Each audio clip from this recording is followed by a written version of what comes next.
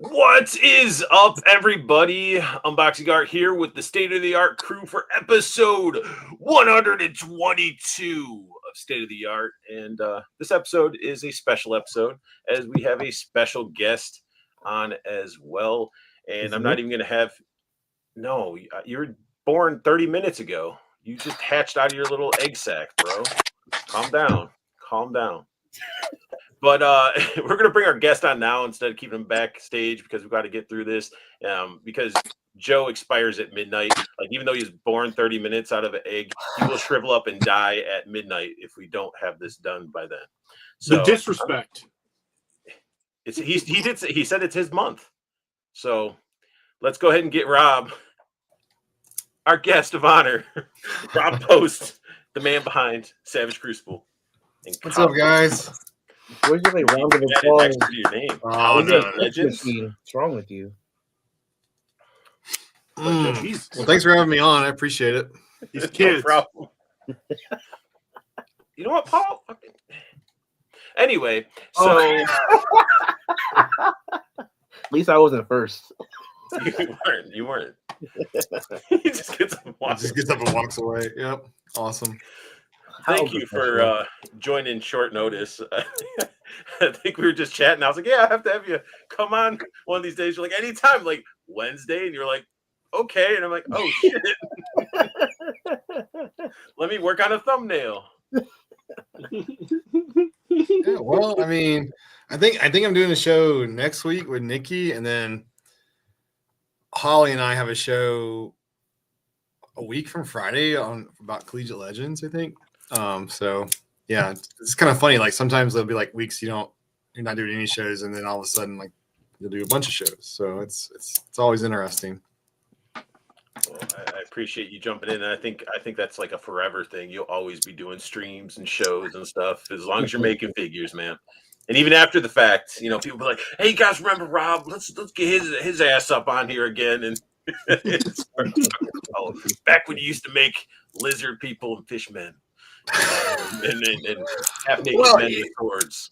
It's great to get to actually interact with people and get honest feedback on, you know, our lines and then also other people's lines and what they're collecting, what they're not collecting, what they're really missing, feel like people are ignoring, those kind of things. Because I'm a big niche kind of guy. Like, what are the little niches that everyone's missing out on that really need? So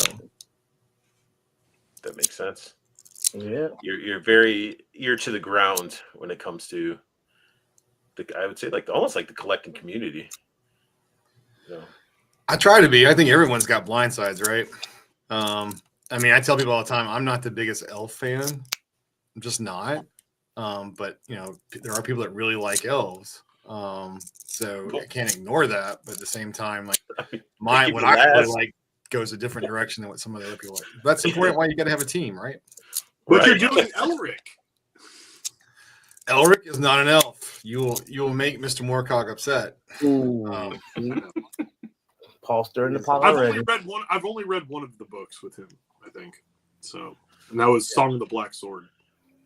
Actually, we spent a decent amount of time on Elric, well, not a lot of time, but we thought we kind of dialed in the ears pretty well because they're tapered, but they do kind of come to a point, but it's like a rounded point, not like a tip of a triangle kind of point. So sort of a nuance there with Elric on what they were looking for. So get that pre-order in for everyone who doesn't have one yet. Heck yeah. Canucks off work because of flu.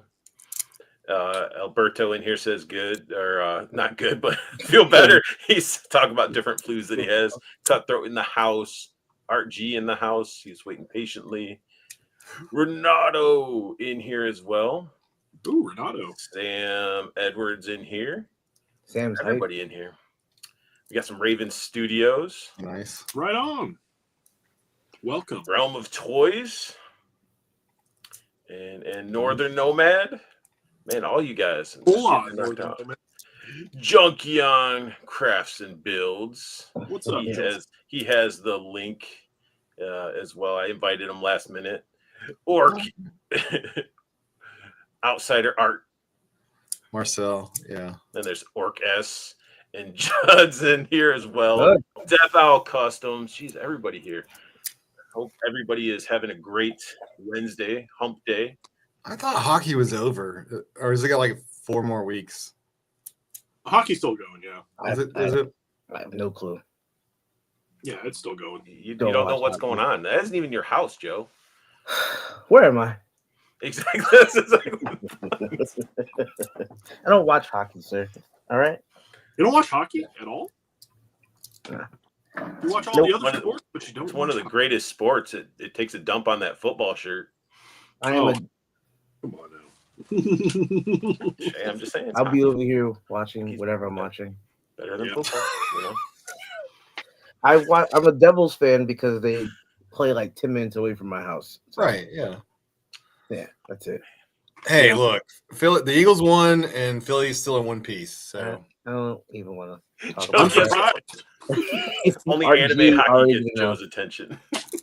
I saw I don't- people ripping down the light No, bulb. I hate sports animes. They're annoying. Well, good. Joe doesn't like anime sports. But last time we had you on, Rob, it was like before people had your figures in hands, you know? And it's been a long time. It's been a very long time. And now people have your stuff in hands. And people And now we know they're good, so we'll still talk to you. wait. Paul, I told you not to say that on the live. Oh, I will fucking now I want to know who you guys won't talk to. Like that's We don't talk about it. Like we don't talk about Bruno.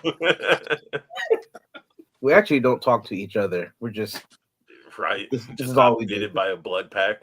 that's it. Blood oath. nice.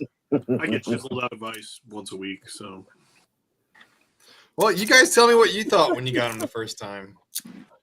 I And mean, now that you've had them for a while, what do you think? Art, they're awesome. You want to go while first? it's frying, I mean, I didn't get to see them until wives were upset. in hand until the Maryland Toy Expo. Mm, When I first saw them on the table, and I was like, had my monies, and I was like, I'm gonna get one. I'll get one so I can check it out, see what it's about. And then, you know, there's 2. I ended up walking out with 2, and then the accessory pack. And then on the way, after I got home, I hit up D Blake Makes, and I said, dude, pick me up that other accessory pack. I need it. gosh. But Oh, my man. main one that grabbed me when I saw it in person Come on. is Como. Mm, Like, Coma. I can't put this figure down. It is so damn fun. The It's on a paint lot of job, top 10 the sword. lists. A lot. It was on my Right. top 10 list Yeah, as well. not You just know, yours. and- A lot. There's a lot of people. oh And then yeah. when I picked up Como, I had to get a Royal Guard, Right. Mhm. you know. But they're solid figures, man, and your paint job is phenomenal. The paint job's incredible. The sculpts, the paint, like That's mean, awesome. people- You got Nikki Nicole. Oh, she's great. Yeah. She's awesome. I followed her. I followed her stuff before I even knew really anything about her, or that it was really a her. I was kind of just seeing like Instagram posts and was like, "This is awesome. What's going on?" It was like suggested. Yeah. So Tim Como was a combo, I think. I think Nikki did the skin, and then Tim Peak did the armor on Como. Mm. And then, I mean, the factory did an amazing job replicating, like they always do. Now the figures aren't cheap to have made with all that paint on them, but it's well worth it, in my Believe opinion. it, but quality though, real quality. So we're impressed. I'm still impressed with what the factory can do. You can give them just about anything, and they rarely come back and really want to change something unless it's like just really difficult to do. Like what's funny is on Como, like those little spikes on the shoulder armor and right on top of his knees to get them all white. That's actually a real pain in the ass because it's circular, right? And so because the way it is, it's just kind of hard to create like these metal masks to paint it. So they had to do that by hand. So that was the thing that Chin that owns the factory. One thing he bitched to me about, and in good fun. When I say bitch, it means in a friendly, brotherly like kind of way. So yeah, that was one. What's interesting is Como is actually of the first wave. He was like the least favorite in terms of sales of all the figures. But he, like you guys said, he was on the most top 10 lists out of every figure in the wave, which was just, there was like this weird irony to it. And I think that's just because he's just a unique character and people just want to buy one instead of buying multiple. I think that's my theory. But then I think that a lot of people are going to want it to kit bash it. And, there's probably a lot of people who saw those top 10 lists and were like, oh, that's the one I passed on. I better go, I better go get one or try to find one, So I know like Ryan from 3POA, he was always talking about that figure. So it's a transitioning blade from the heated front. Didn't make Ryan's top 10 for the year though. Yeah, but Ryan's a jerk, so we don't no, he that dude's he's a good guy. I love Ryan. Like I've known him for more than a few years, but he's just like it'll change too. His top 10 is going to change day to day. So definitely. It was like he'll be like, "Yo, that was in my top 10." I'm like, "Which one?" He's like, wait a second, was it?" And I'm like, "You don't even know it was in your top." It definitely gives me like Enemy Mines type of vibe. Yeah. When I saw that head sculpt, I was like, why doesn't he come with little translucent green things, jello things that he can eat? That was the first head ever sculpted. Was Como's. Yep. Arlin Peletish did that. And he actually has his own Kickstarter coming out March 1st for his Attack from Mars line. So Arlin's a very talented guy. Been sculpting for years for Hasbro, for Mezco, for lots of indie toy companies. So I'm very happy for him. I've seen the prototypes in person at Joe Fest last year. They're really detailed, so definitely check them out. Like I said, March 1st, Attack from Mars. It's him and his brother, I think, are doing the line together. So excellent. We need more new, fresh lines coming. Like there's. Yes, and that's the thing I really like about Arlen's line is it's not a rehash of something. Like it's you don't see any astronauts out there, and you certainly don't see any zombie astronauts out there. Those are nice. So Alberto's saying it's zombies from Mars. Hey, I love that. I love all that. There's not enough stuff out there. No. And Wesley said wasn't his first. What they at Legions? Once he got him in hand, he became a favorite. Who's at Legions? Wasn't there a line like that at Legions, or was that Spiro that did something similar? Zombies. They might have been at Legions. I don't know. I don't know if Arlen was there at Legions or not. And they might have had them on display for him, because a lot of us, the indie toy companies, try to help each other out. If we can't go to a show, we might put their stuff on our table just to kind of promote, help promote and stuff. So I think Junkion was saying that was the Kickstarter. I think they were at Legions. I think I had a picture of that. They were awesome looking. Definitely. So Alberto said Zombies from Mars, is the Kickstarter. And then so we'll have to check that out. Yeah, definitely. We'll have to invite him over. Be like, come on, let's talk about your stuff. Yeah, you guys should talk. You should invite Arlen, definitely. Yeah. He's a little shy, so if he just says no, don't feel bad. He usually opts out of anything. I'll be like, it's too damn bad. You were already said somebody already vouched for you. No, name drop Rob. Oh, terrible. I mean, I would just tell him he can have his camera off and just be on mic if that was the case. Well, he's incredibly talented. He used to make guitars before he became a sculptor. So, oh wow! Could you imagine the guitars he can make now? Weird ass one. Out of plastic where all the strings break. See, Cutthroat jumping into the questions. How much deco do you do on one figure? Enough to make the factory bitch. If they don't bitch, I haven't done enough. You're gonna see as we go on when I bring on the slides, Cutthroat, these figures that we're gonna look at. You'll see the deco that will be on them, and yeah, you'll understand. There's a lot of subtlety to it. I actually we talk about that a lot. Until people see them in person, they don't really get a feel for how much paint is actually on the figure.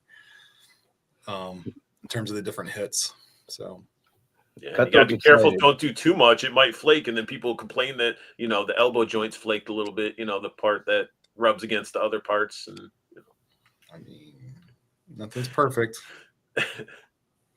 But that's just the collecting community. Everybody's got to find something to complain about.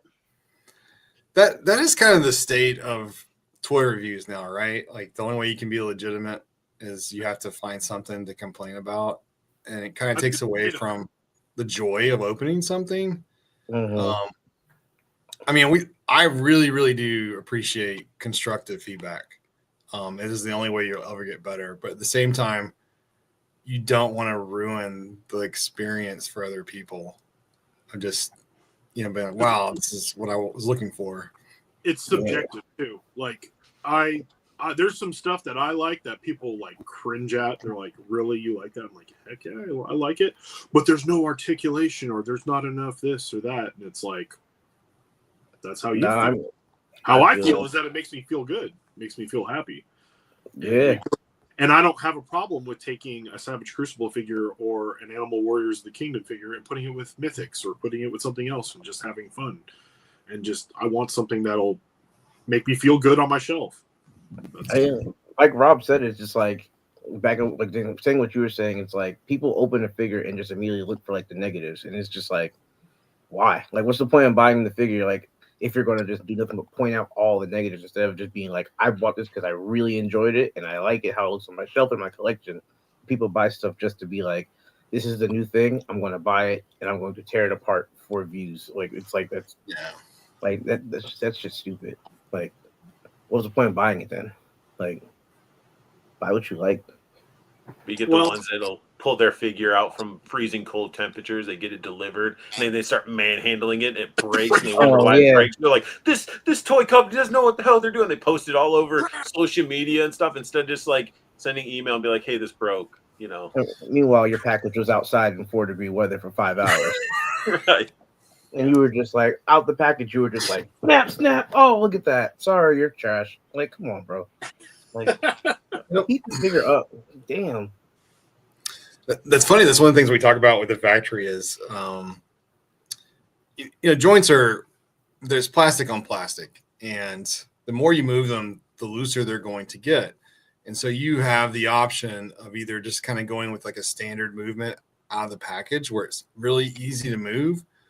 But for anybody that repeatedly opposes it, it's going to lose its ability to stand up fairly quickly.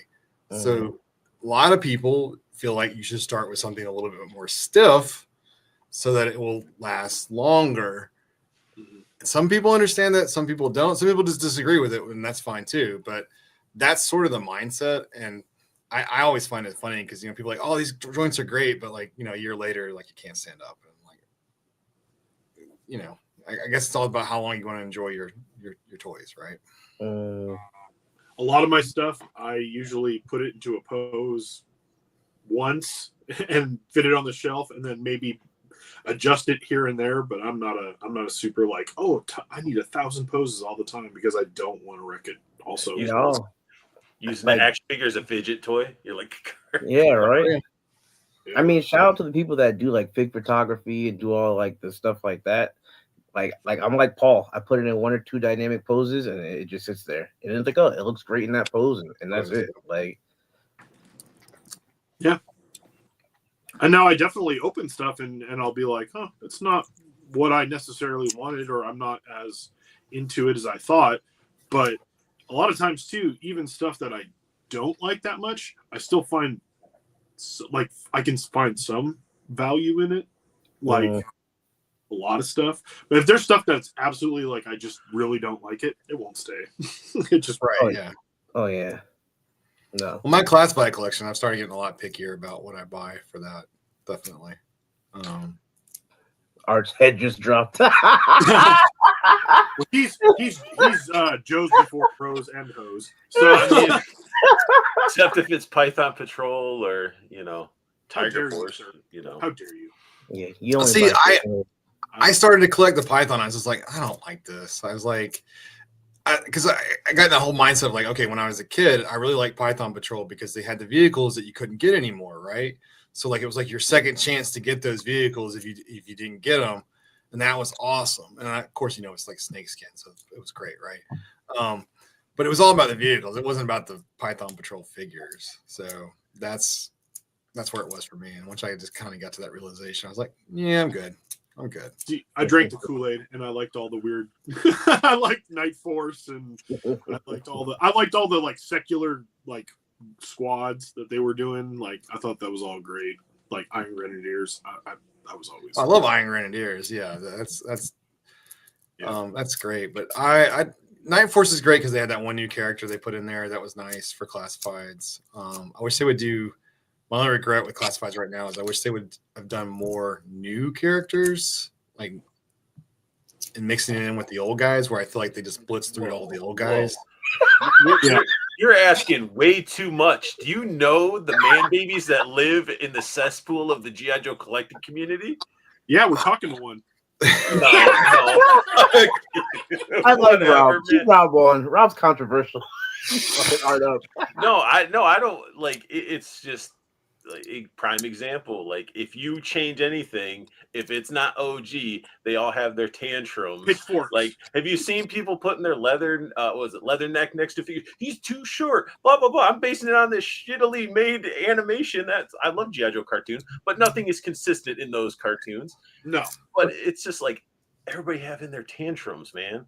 I saw a post the other day, someone bitching about the Salvaver coming with the saw, and they're like, "Why would you do that?" And I was like, I'm sorry, where did it touch you? Like, what the Yeah, I think it's cool as shit because I'm thinking like cartel people hanging their enemies from chains and like carving them with the chainsaw or something. Yeah, I was like, that's great. Like, yeah, I was like, I don't think that was offensive to do that. I'm sorry, I don't know, I don't understand.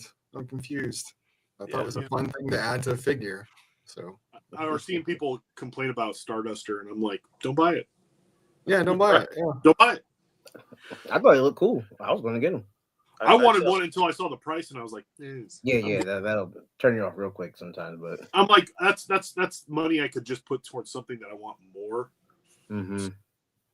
But with all the crying and stuff, we won't see, a Moneybags Destro, Destro with giant flak armor with the big old minigun, and we're not getting the Iron Grenadiers and the big heavy armor and stuff like that because people would complain and have tantrums about it. So we're getting like slightly upgraded, and then there's to be a retro release that's more OG related, and it's like I say let the artists go with it. Let them have fun with it. Yeah, I do. Like I said, I wish they just would have blended in a little bit more newer characters, new IP characters. And then because I kind of feel like I'm kind of getting really close to having most of the characters that I want. So it's kind of, I don't know, kind of sad a little bit. You're like, oh, like, I don't know that I'll be really collecting classifieds in 3 years because I'm pretty sure they're going to have everything I wanted out. Like, more repaints. Right. We need more repaints. Alley Viper stat. I want more stuff that they just never did back in the day. Like some of the, in the cartoon, there were a bunch of characters they just never did. Like if they like Super 7 did the Furious Fluffy and the Raymar, and it's like if they put those in classified, I want to buy them because Super 7's doing some deep cuts. I don't care for the size and all that, but the deep cuts on the characters is pretty awesome. And I feel like classifieds are a little, maybe they're kind of. We'll see. We'll just see what happens. I mean, obviously Hasbro has put out all those press releases on, their risk aversion or whatever, and a lot of people want to talk about it, but I kind of just roll with it because, look, leadership changes at corporations. I'm used to it. I'm a corporate guy, and every couple of years, there's a brand new freaking direction with new beautiful vocabulary to use, and it's all the same stuff. So Yep. I was in corporate management for 13 years in retail. That wow.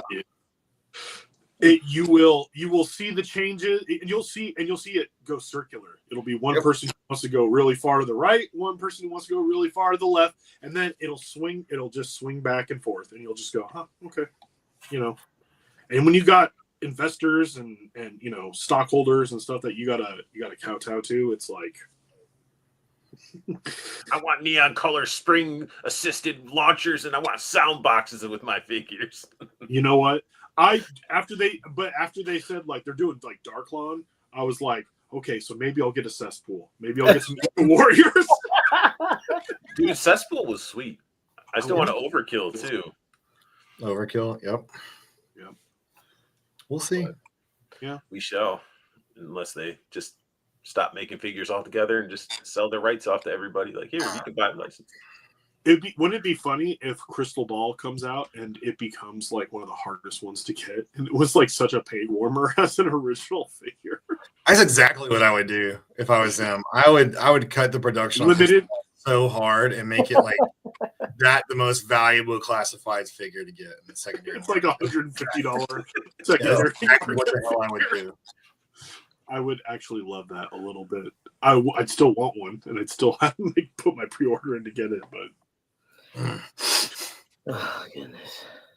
But let's dive into some Savage Crucible. Sure, Rob eats, sleeps, and dreams Savage Crucible. I do dream it, actually. Now, before we get into it, I know back when we first had you on and we were talking about Savage Crucible, some influences. You're like, you played Diablo and all that stuff. You've been playing the new Diablo still, or are you doing some Path of Exiles? Yeah, I haven't played Diablo in like 6 months. They just had that expansion pack, and I haven't played it yet. I really need to, but I have been swamped. That is the only problem to being a workaholic. You don't get to do all the fun stuff. So, believe it. Well, you need to make some time at some point to it's research. It's for Savage Crucible. It's still work, but This is true. This is true. I don't know. But I just wanted to bring up you did an awesome. Whoever did the shot, it was great. Your guys' year, end of year, sort of like, hey, end of year. These are the figures that came out. Not all of them are here because I think we're missing the Shadow Slate. The Shadow Slate's not in there. Ray Pax is not in there. Mm-hmm. But by this time, you guys in the chat, you guys should at least have one of these figures in your hand. I hope so. At least one. Shoot. Or have a friend that has it that lets you, mess with their figures, as long as you don't manhandle them and treat figures like doo-doo. But yeah, this is a solid first release. Great looking lineup. Junkion already saying Rapex is fantastic. He has 2 of them. Oh, thank you. Yeah, one I need to pick up because I see you're trickling in these weird multicolored weapons that people are going crazy about. Like, I want the ice one. It's like, what? This blue one? People are going crazy about it. I'm still waiting for someone to tell me how many there are. No one's told me yet. But you know how many there are, right? And you're just waiting for somebody to get the right number? Maybe there's a special prize. I don't know. Oh, damn. See that, everybody? You guys better buy more figures, get more of those mystery weapons, and then everybody needs to start sharing them so we can count them all. Yeah. Well, the cards was like the first iteration. We really liked the cards. We really liked the randomness to it. I knew it wasn't going to appeal to everybody, but I thought it was a nice throwback to my love for fantasy from Dungeons and Dragons. It's 5th edition on the cards. It's going back to when I was a kid, bugging my brother about Dungeons and Dragons, and so I thought it was really cool, really nice, and it's just another little something to it. And it's one of those things where it's like, okay, some people aren't really going to care, and you're only going to care if you get something that you think's rare or whatever, or it has some value because somebody else wants it. And so I thought it was kind of a nice way to go about it. And the blind bag weapons were the next step. It's me personally, I don't like when you buy a figure, I think you should get what you buy, right? And so I don't care for like blind bag figures and things like that. Like I that's just straight up gambling, and which is fine if you want to gamble. I'll we're going to be at ZoloCon. You'll probably see me playing poker and probably at the roulette table at some point. But my point is simply, I want these things to be peripheral to the actual figure, not the main subject. So I think it's in the packaging. Yeah. It's like in the package of each figure you buy. There's just a random bag, or is it in the shipper box? No, it's in the figure, like at the bottom of in a black bag. There's some over there. For Ray packs, their next drop figure, which will be in a couple weeks, that has it, and then moving forward, all figures will have a blind bag in them.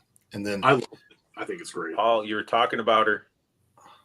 Oh, there she is. And she appears. I'm sorry, I'm a fanboy for her stuff. I love it. I think she's amazing. She is amazing. She's very Nikki, we got to get you on. Paul loves you. Yeah, talented as all hell. My God. Don't tell the wife. No, I show her stuff. What are you talking my about? My wife is a tattoo artist, so I show like all the stuff to her, and she's like, "That's awesome. That's so good." And I'm like, I know. So this is the one that everybody can get right now. It's on the website. The newest of the lizard men. We got Ray packs, super bloody. Don't order it now. Get blind weapons. Junkion, find out how many there are.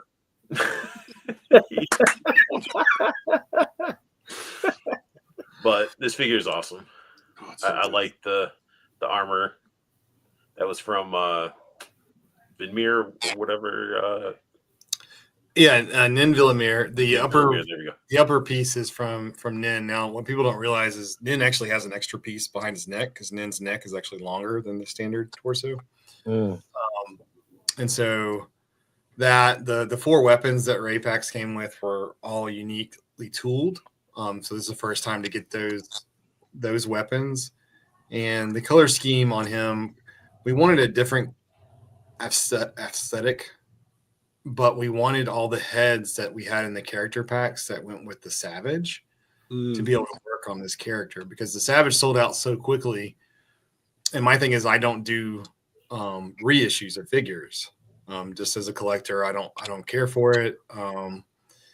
If we only made like 600 or 800 figures or something, then I can see that once you kind of blow up. But we made enough that you legitimately had a shot to get a Savage for a decent amount of time for that whole year leading up to them being released. But we had all these extra heads. And it's like, well, what do you do? Well, you create another figure with an entirely different aesthetic that those heads work with, and so you can use that. So that's where this whole thing came from. I love it. It gives me Motu feelings, so I definitely dig it. The coloring. It's kind of funny because the battle axe is definitely Motu inspired. The sculptor, definitely inspired by the battle axe. But the painter, like, the colors are just off of a color wheel. They just go well together, and so a lot of people don't realize that there was no intent for it to be a Motu tribute. But I honestly, once you see it, you see it. Like, it's hard not to see it, right? Yeah. And if it works, it works. If it just fits, however, because it's just, for me, I'm not going to go around being like, this is a Motu inspired like homage. I'm not going to do that. But it's just like, if it gives me those feels, then I like it. Then I want it. So yeah, it's awesome. I really like it. I like the headpiece on it. Like, that first picture looks like, that looks sick. And like, I was late to the line because like, I'm the type of person, like, I had a certain amount of things I collected while I was born, like, before the stream, but it'll have like a couple of things that like I collect, and I was like, that looks awesome, but I need to stay in my lane. And everybody was like, you got to get one, at least get one. And like, I remember I went to Zola last year. I think that's where I met you last year. And then I started looking at the Royal Garden. I was like, yeah, that's coming home. We get this accessory pack, that's coming home. And I just started like looking at everything else, and I'm like, now looking at this, like, that looks great. I'm waiting. You're probably gonna get to it, but the Jaeger figure you have, I'm waiting for that. the way that one was the one I was like, okay, like yeah, he's got my money. Like the Jaeger looks incredible, so I'm waiting for that one to come out. Is that going to be at Zolo or you want? We'll have a factory sample at Zello of Jaeger. Okay. We'll have his updated soft goods there too. So I'll just wait impatiently. It's fine. I saw that you were doing an angler, a character that's like an anglerfish, and I was like, Damn it, Paul! Wait for the slides to go. Wait, Shut your wait. mouth. Shut your We'll talk about mouth, it now. man! I didn't spend all day after work getting this slides together for you to ruin the We shit. told you Okay, you have go to to do the timeout. slide. Anyway, Wow, so we got this. that's 2 for Paul. Damn. oh man, See what I got to deal with here, Rob? this is yeah. Remember, Paul, my month can't kick me out. Exactly, I can't. Can't kick me out. I will demonetize this real quick. See, now you're threatening to demonetize. I might kick you right now. Oh But- wow. I'll be in the chat. Art, get to the questions. People are like beasting for questions. Everybody's chatting in here. So All right. Well, they're asking Rob stuff. I guess Death Owl Customs, what are we looking at? Well, this is Elric. Okay, So this is before Nikki got in, I think. Oh god. So this is like we're looking at Savage Crucibles. I'm starring some of these other questions to save them sort of towards the end, you know. Okay. When it- All right. Real life? So Okay. I That's started fair. a couple. Junkie said, "Can't wait for Zolo. When does this go up to pre-order? Damn it! I want 2 of them at least. Dead Man's in here." And then and they said, "Oh man, I posted a comment when the screen was black for 5 minutes." See, like, but this is So this is Elric, and he's already up on the Savage Crucibles site. Go get it now. Purchase it. Go pre-order it. Yes. Actually, there's 2 ways to pre-order it. You can be if you only have $5 now, you can put $5 down, but then overall you're paying $50, and then you can go and just pay it all at once and get the better price For 45. Yep. $45. Just pay it all. Just go get it. Don't And get you Yeah, know what? I look, we worked really hard. Renato did a great job helping us with that, and it was something that we been wanting to do. Because I think it's important to give people options, and I'll say it and I'll beat it till that horse is a skeleton. But if someone gives you money for a pre-order, it should be the best price possible. Bottom line, I mean, that's just, so you're going to hold someone's money. Now, it's important that people do pre-order, right? For 2 reasons. One is toy companies need the capital to be able to start production because it is very expensive. 2 is that it helps you gauge demand to know how much you need to produce, right? Yeah, buyer confidence. Right, exactly. And so really important, but at the same time, not everyone can just give money for 6 months to 12 months at a time. And it goes back to the whole concept of if you can defer a purchase, you'll defer it to infinity. So it's much better to give people options. See why Big Bad got rid of Sezzle, don't I mean, even bring that up. Yeah. So just something that we really want to do. It's working really well. I really like it. I like giving people options. We went back and forth on the deposit versus should the deposit price be the same price as the pay in full price? And I was just like, no, it can't be. Like, that's not fair.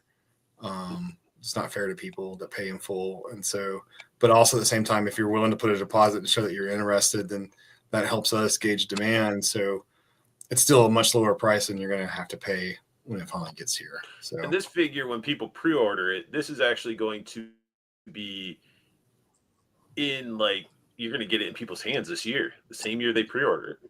yes. And that's one of the things that we've been working towards. And, we'll take our beating and our bruises on wave 2 being delayed and wave 3 not till the end of the year. But the thing that people may or may not understand is when you have a big wave, if you think about it, anything that holds up 1 or 2 figures holds up the entire wave, and you can't get it here. Whereas if I'm just working on 1 figure, I just have to quality check one figure. I just have to approve one figure samples, and the factory does it. It's not like the factory is just sitting there. They can only do 8 figures at one time or something. They much rather just do one figure at one time and then be able to ship it. So it's much quicker to get 1 or 2 figure. Even they'll go up to 4, but like anything from 1 to 3 is super easy for the factory to get out. Now this is all new tooling, and our next figure that goes up for pre-order, which should go up in March, that one actually might ship before Elric does, or ship at the same time, because it has new parts, has a lot of soft goods, but it doesn't have. I think I have pictures of it. I think. I don't think you do, actually. It's not the one that I'm thinking of. No, I don't think so. I'm curious to see, but I'm just telling you. No, because if you haven't shared it, then I don't have it. No, I think there's like 5 people that know. Like okay, yeah, I'm not one of those 5. So, but that one might ship at the same time, or might get here like a little bit quicker, just because it doesn't have new joints. It's going to use stuff that we've already tooled with the joints that have already been worked out. So, that's just like the whole the behind the scenes on production and why we're moving to this model of smaller waves. Doesn't mean we're always going to be doing 1 figure waves, but you're not going to see 7 and 8 SKU waves from us anymore. The most you're ever going to see is like 4 SKUs. And that would be pretty rare, to be honest, because we really want people to get their figures. And I think that's what you're going to see, because there's going to be a lot coming out this year. You're going to have wave 2 hitting, wave 3 hitting. You're going to have Elric. You're going to have the next drop figure hitting. Like, that's a lot of figures. That's a lot to hit your wallet with. Granted, the people that purchased the Kickstarter and pre-order previously won't hit them as hard, but you got to remember, like, the Kickstarter did great, but there's still a lot of people that never heard of us in the toy community. So, well, that's going to change, especially after con season or 2. Everybody's going to know who you are. Speaking of knowing who you are, Paul, can you do? I need a ninjutsu. I need somebody. I need it. We got a Junkie on Crafts and Builds in the building. He's going to need about 4 of each of these. You're muted. You're muted. Hang on, I'll unmute him. Nope, I can't unmute him. There, how's that? Sorry, guys. Very good. So I saw Paul trying to derail Art, and I know this is going to start freaking him out. We start talking ahead of the slides. So just want to pop in real quick and say hi to everyone and say hello to Rob and everything, and just listen. This Elric figure looks glorious. Thank you. Kevin did a fantastic job with the sculpt, and Alex did the paint master, and the soft goods are. I actually have that soft goods in hand. It's an expensive cape actually, but it's really nice. And Elric is a passion project. I realize that everyone doesn't know who Elric is, but he is a very, very influential fantasy character. Moorcock, the author, the creator of Elric, is also incredible. He's one of the last great fantasy authors that's still alive. And so I tell people this, if you bring up the Targaryens, it looks like a Targaryen ripoff. It's like, you're right. In reverse, it's the Targaryens are a ripoff of Elric. Let me just say finished his books. Right. But Martin will tell you that. Martin will tell you he's heavily inspired by Moorcock's book. He gives him full credit. Yeah. Now, The Witcher is also heavily inspired, but that author is not as gracious about giving a lot of credit to Moorcock for that. But just if you've never read the books, if you can pick up the graphic novels, if you're not a big novel reader, the graphic novel from Titan Comics is fantastic. Just a great tragic character. I can't say enough about him, but yeah, we're excited. I'm thrilled to be able to be the first person to bring this to life in terms of action figures. So he comes with some fun accessories. Oh, go ahead, Paul. Go ahead. Oh, when I saw that you were doing it, I was like, no, he's not. I was like, I couldn't believe that I was actually going to see an Elric figure, because I was like, no one does that. I'm like, that's great, It'd be like someone. I don't know. I get tired of people saying that everything's been done, and I'm like, I've got a list of things that have not been done. I constantly think about stuff that hasn't been done. I'm like, It's not, or if it has been done, it hasn't been done in like 20 years.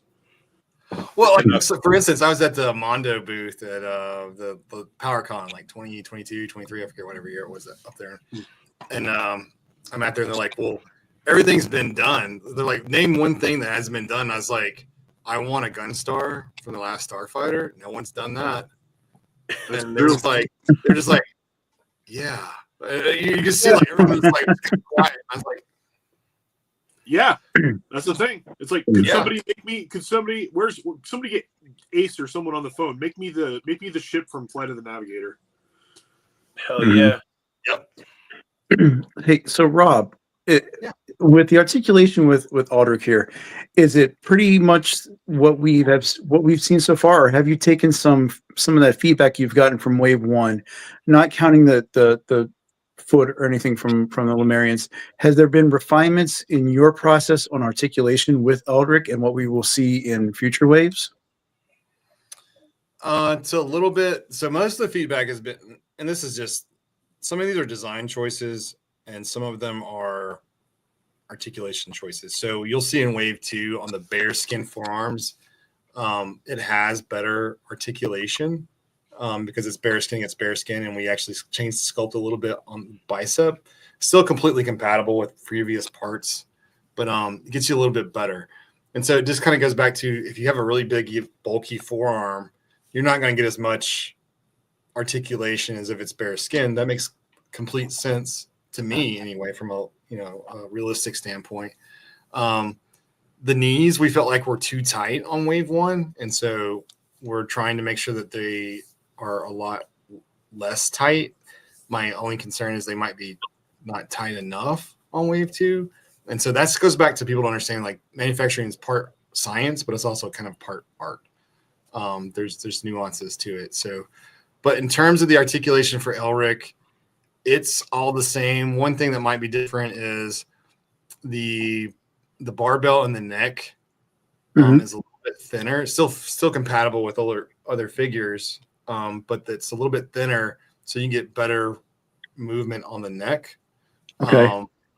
And you should see that in Wave 2 as well. But I haven't really talked about that, so that's one that I just kind of forget to mention sometimes. Okay.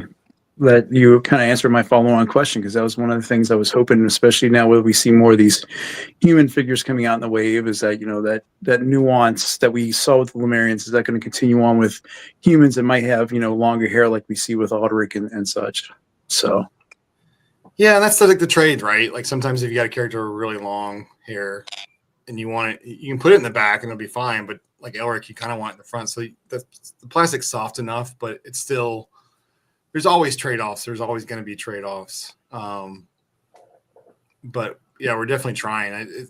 I'll always listen to anybody if they have suggestions on the articulation. I'm a fan of it. The only thing I kind of go back and forth in is on the knees. And in terms of on the outside of the thigh, I wonder if it'd be better served to make the sculpt come down instead of it being like a line like this, make it come out on the outside, make it look a little bit better. That's the only thing I've ever really considered changing on that. But on something like a character like this, where it's chainmail and armor on the thigh and the knee, you don't even need that. So what? No Spider-Man poses and somebody that wears full-on armor? Come on, Rob. I know, man. What the hell? I'm just amazed with the detail on the armor. That's just so freaking wild. Oh, Kevin did a great job. He really did. And the glow in the dark potion bottle. I'm really excited about that. That's all accessories. The chain horn. Yeah. Somebody definitely mentioned glow in the dark in the chat too. So is this like a glow in the dark plastic that's been painted? Yes, it'll be good. Yes. And then probably go back over it with an actual glow in the dark paint on top of it too. On those green parts, just to make that's going to be. It just depends. Like photos, it's going to light the character up a little bit. Yeah, we were going to make it red, but we felt like with the inside of the cape being red, it would get lost. So we thought like green would be the right. Green potions, always good. Mm-hmm. Yeah, that cape does look good though. It's nice. got a lot of wire in it. So Now I ain't gonna lie, I'm one of those people that's like, I don't know who this person is, but it looks great. So I ain't gonna lie to you. I'm like, yeah, I know Elric. Yeah, no, I have no clue who this. You're born an hour ago. It's okay. When you learn to read, you'll probably be able to figure it out.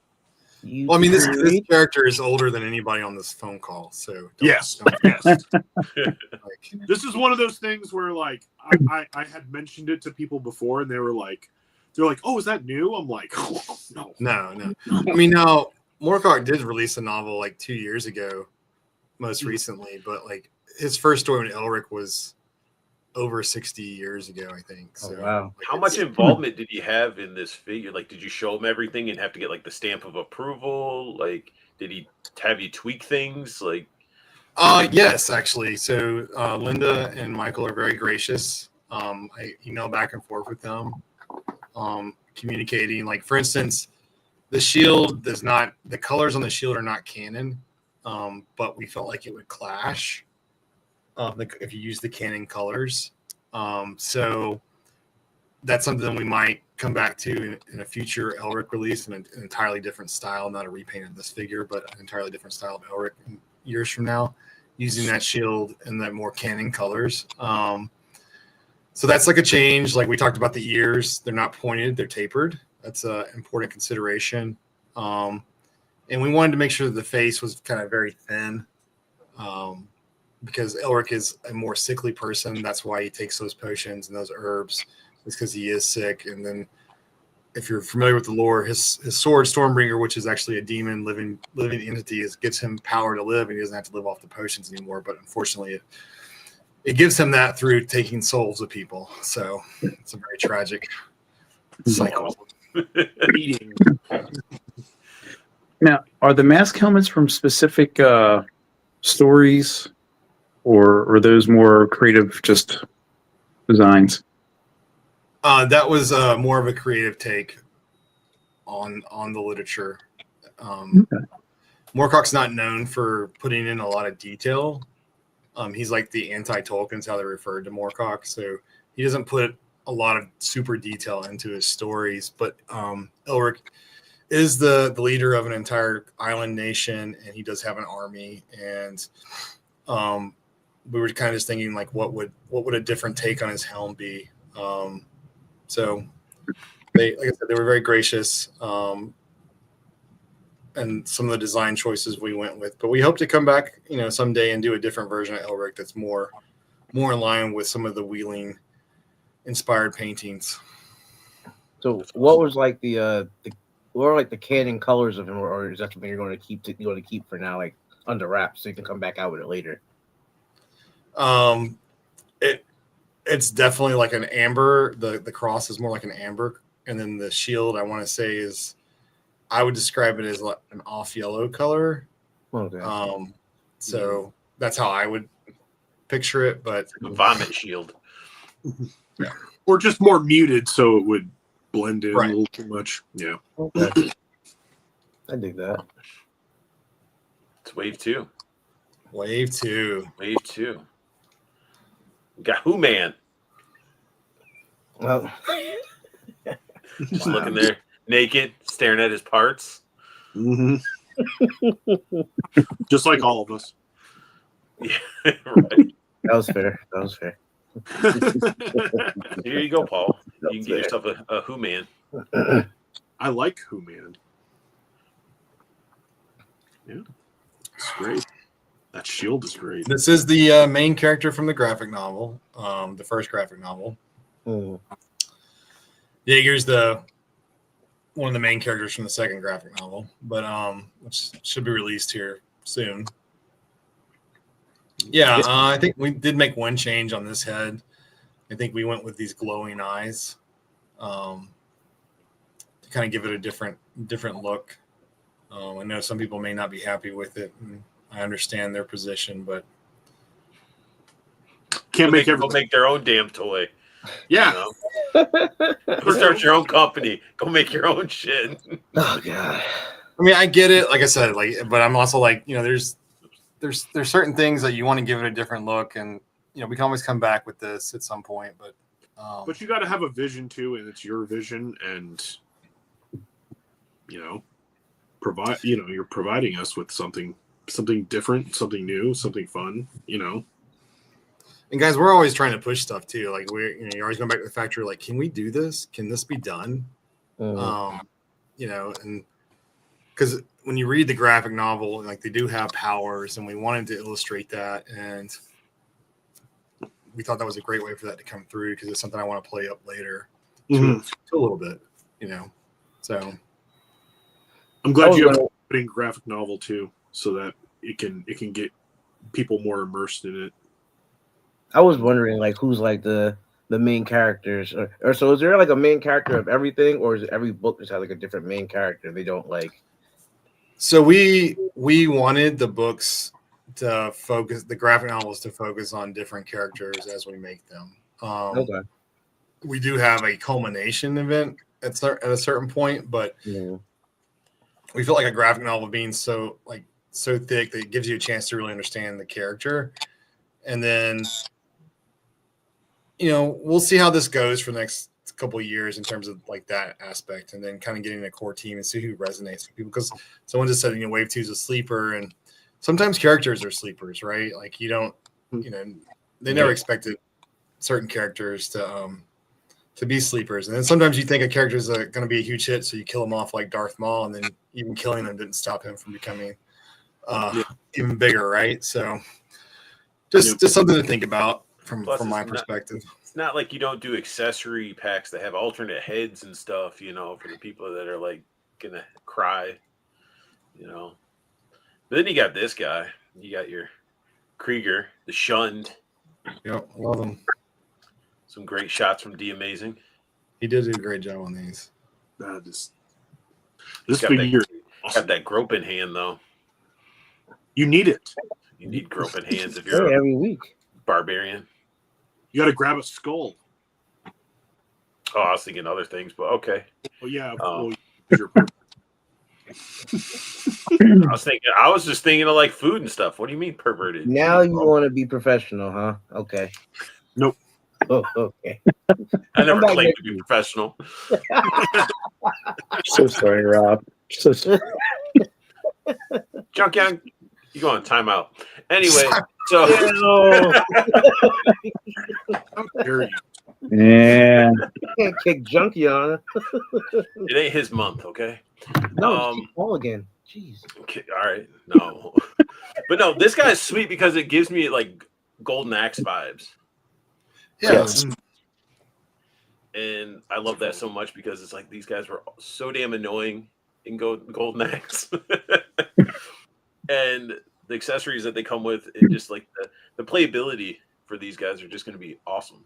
And you can I love Skyrim, and this is very Skyrim for me. So yeah, I mean, just Paul, get out. You know what? Wow. No, I love Krieger. Kevin did a great job on him as well, and the overall character. I'm really excited for when people actually do get Wave 2 in hand. I think that it's going to allow people to really start making some of their own characters. He's just buying everything. He pre-ordered 2 of the Elrics. Now he just ordered 3 coins. Nice. Now give me one of those little like decoder coins while you're at it. Since you're in there spending. They're going to be challenge coins at the conventions. Walk up to Rob and say, "I got it," and next thing you know, you're like, "Ah, well, here, you get this little secret." We won't have any coins at Zolocon. We're not bringing them to conventions anymore. So the only way you can get the decoder and coin sets is either through the all-ins, those special ones, and or on the website now. So, because the amount of figures that we have to bring keeps getting bigger, so I have to like cut down on what I bring. But I like the idea. That's the whole point. Like people don't realize like challenge coins is where that came from, right? Mm-hmm. For people that don't know, in the military, you get these coins. They call them challenge coins, and that's where the idea came from. I really like those things because they're very tangible. They're very high quality. They're great display talk pieces. So, yeah, very cool. Coins have always gone hand in hand with figures, I think. going back to like Star Wars. So I mean, it was just like electric coins. It's great. That look captured that look under that helmet, those eyes. And then we got another one looking at his parts too. I love the skin on Nashorn, so I really challenged the factory with this figure. So there's this model, I forget her name, but her skin is so black that it has like a hint of blue in it. I know who you're talking about. Ooh. Yeah, and it is gorgeous. And they absolutely nailed that with Nashorn. And so well, you may not see it in these pics. There is definitely a hint of blue, and I call it like midnight black. Is kind of what I'm calling it. And it is a gorgeous color. So yeah, I really like the figure. This is a standout for me. I definitely like it. This one crazy. Oh, goodness. That shot's so awesome. And a lot of people wanted an unhelmeted Nashorn. I was like, Nashorn, we spent a lot of time on his silhouette because we think that the most impactful characters you can know who they are by their silhouette, right? Mm-hmm. And much like Boba Fett in the early days, we don't want to show his face. We want the mystery. That's part of it. Yeah, definitely. I you got to have helmeted characters, man. That's like, yeah, Boba Fett, Darth Vader. Like, you don't want to think about Darth Vader under the helmet. You want to see the helmet. But to go with that, I'll ask this question then. So when you guys are designing, you see these posts, your promos and everything like that. Do you put voices in your head for these characters? I mean, Paul just mentioned, Darth Vader and that iconic voices. Are there certain figures you have specific, like their voice is this person in your head canon? So that's a great question. And what you'll find is that voice is different for each stage. Because like, let's say Kevin's sculpting this. Kevin thinks of this character one way. I don't think that he ever imagined him having this like dark, beautiful skin, right? Like when he was sculpting it, because he was sculpting in gray. He didn't even have a name when Kevin was sculpting. Well, Kevin might have given him a name, but and so like what happens is like, okay, so the sculptor's got his own story, and then the painter's got their own story, and then we've got a backstory that we're creating. And sometimes I do it, sometimes like Gordon might do it, sometimes Abraham might do it. And so what happens is we'll put something out there, and one of the other artists will say, well, I was thinking this in my mind. And like lots of times that'll influence part of the story because they're like, yeah, I really like that. Didn't think about that kind of concept. So it's definitely sometimes the character comes all the way through the way whoever came up with it wants it to be, and other times it's an amalgamation of certain voices coming together.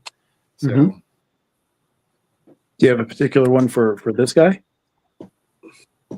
For your Danny DeVito. I was like looking at him and I was like, I just want like a Skeletor voice. That'd be hilarious to me. I'm sorry. No, it's not Skeletor, but it would just be hilarious. He's got see. What about the priest from? God, it was in my head. Wow. The guy Marriage, sweet marriage. I would take your head now. No, this dude's Idris Elba all day long. This guy's a movie, right? Yeah. Like deep voice. This is like like deep voice. I like cacophony. Dark demonic voice. Like he doesn't have to yell. You just listen. That's the way I imagine. That's what his horns are designed for. They're actually like musical instruments that project his voice through his horns. I like that. Yeah, that's pretty cool. Probably hear it in your spine. It's just it'll.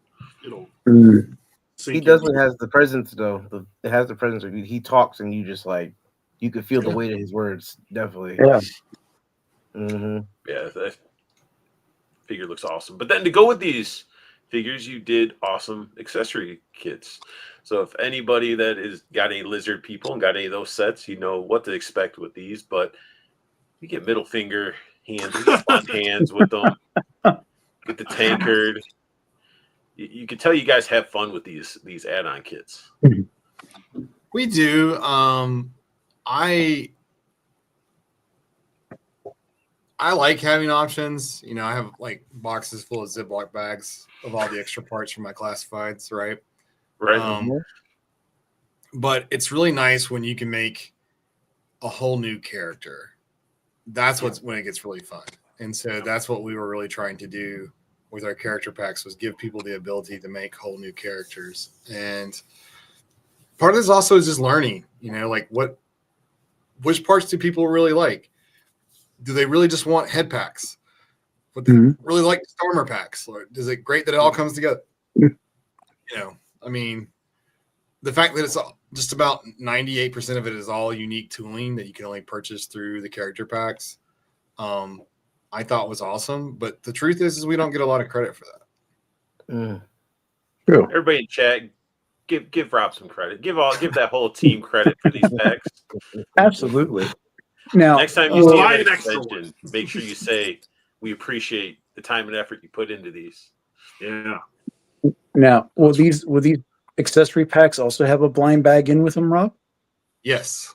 Oh, jeez. Yes, they will. Let the addiction begin. I can hear John's wallet crying over here.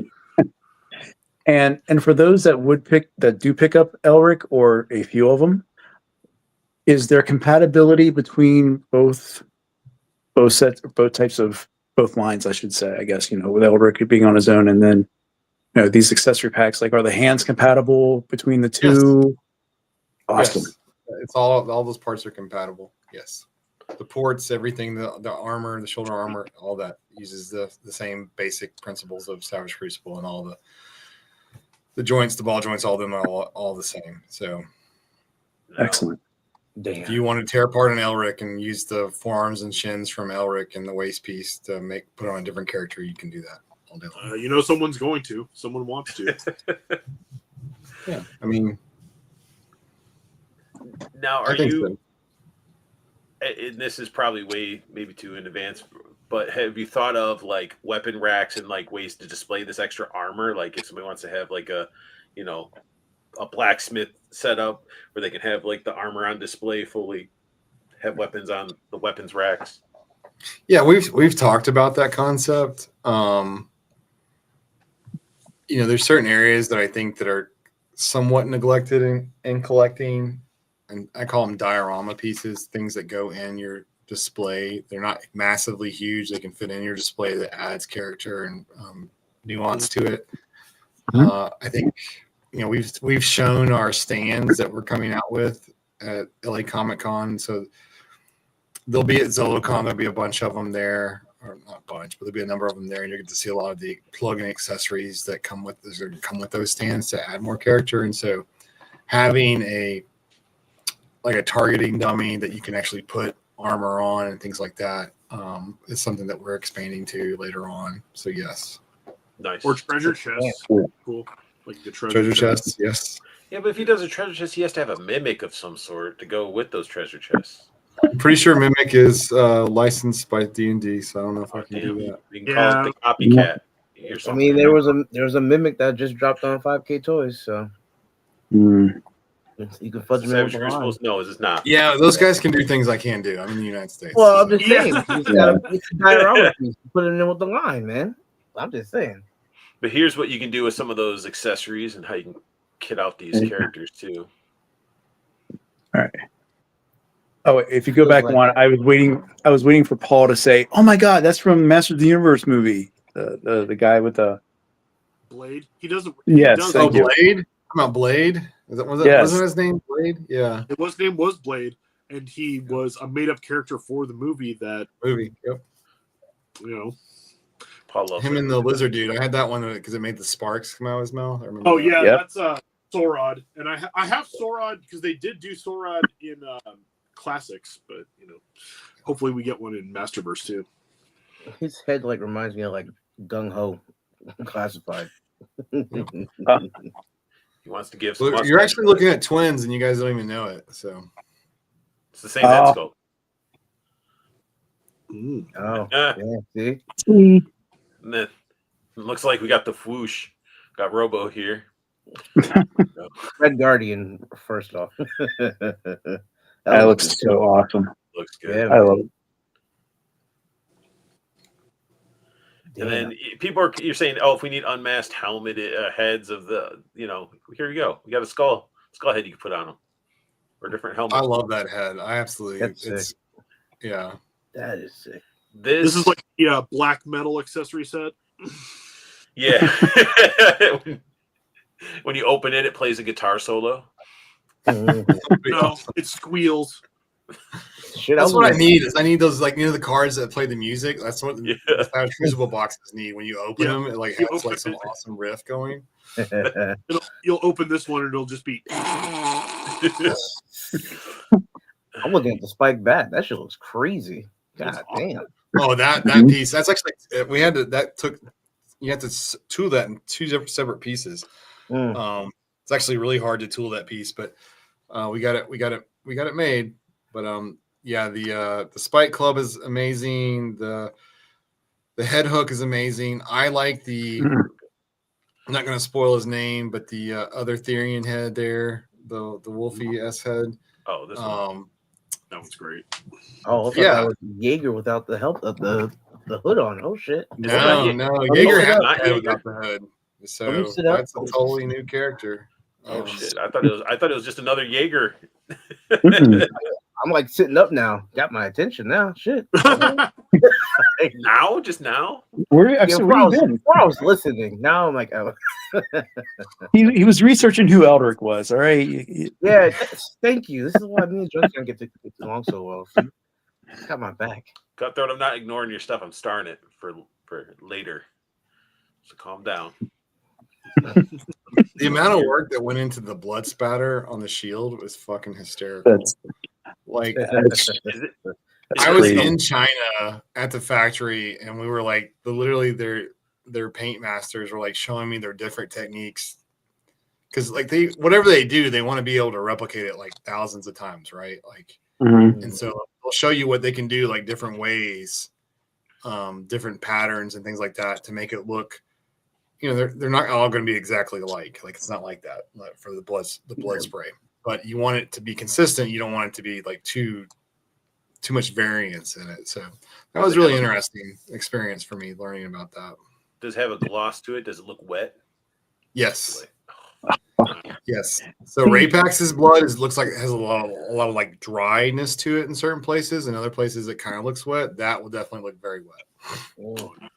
And I think that's something we don't, people that are fans know, but it's one of those items that we don't really hear as much about. And I mean, there are obviously a lot of lines that are known for like their sculpt and their decor and their paint and such. But the amount of different textures and techniques you guys have in your line, it's really, Paul and I and Art talked about Mythic Legions and their paint and such, but like you guys and your decor, your paint and your style definitely is like up top tier.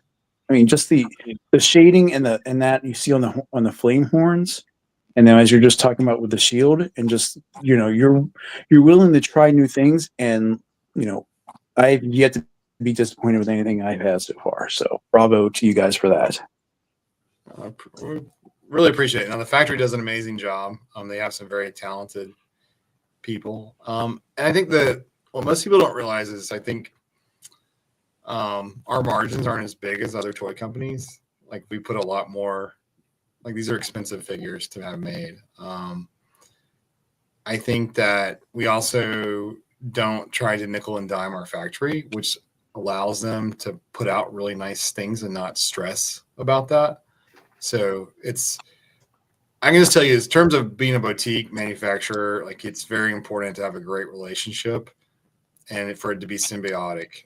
And I think that a lot of toy companies don't think of it like that. They're always trying to look at the bottom line, but in their defense, like they're trying to make a living off of it. And like, I don't take any money out of Savage Crucible. We put all the money back into the line. That's the same thing I did with MASC. because I have another career. Like most people don't realize this, but I have a day job, a day career. It's very so I don't have time to play Diablo 4, but But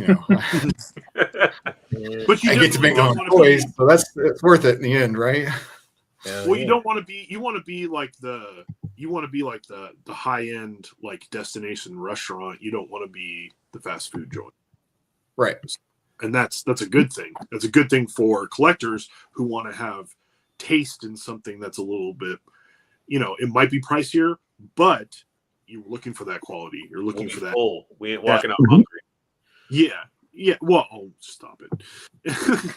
And we're definitely trying to balance it too, because like there's other toy lines that their figures are $100, $150 or more, and at the same scale. I mean, I collect Mondo. I don't know if you can see them on the top shelf up there, but those are like $240, $250 figures.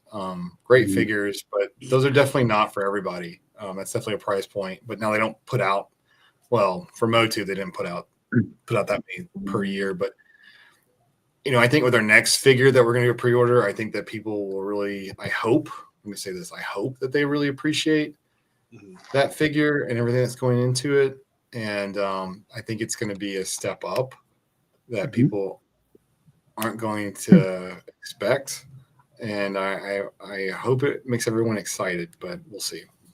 Well, also too, and like Arthur brings this up a lot. It's like, you can love the fun, you can love it for like nostalgic stuff, but you still got to remember too, it is art. Like these figures are art.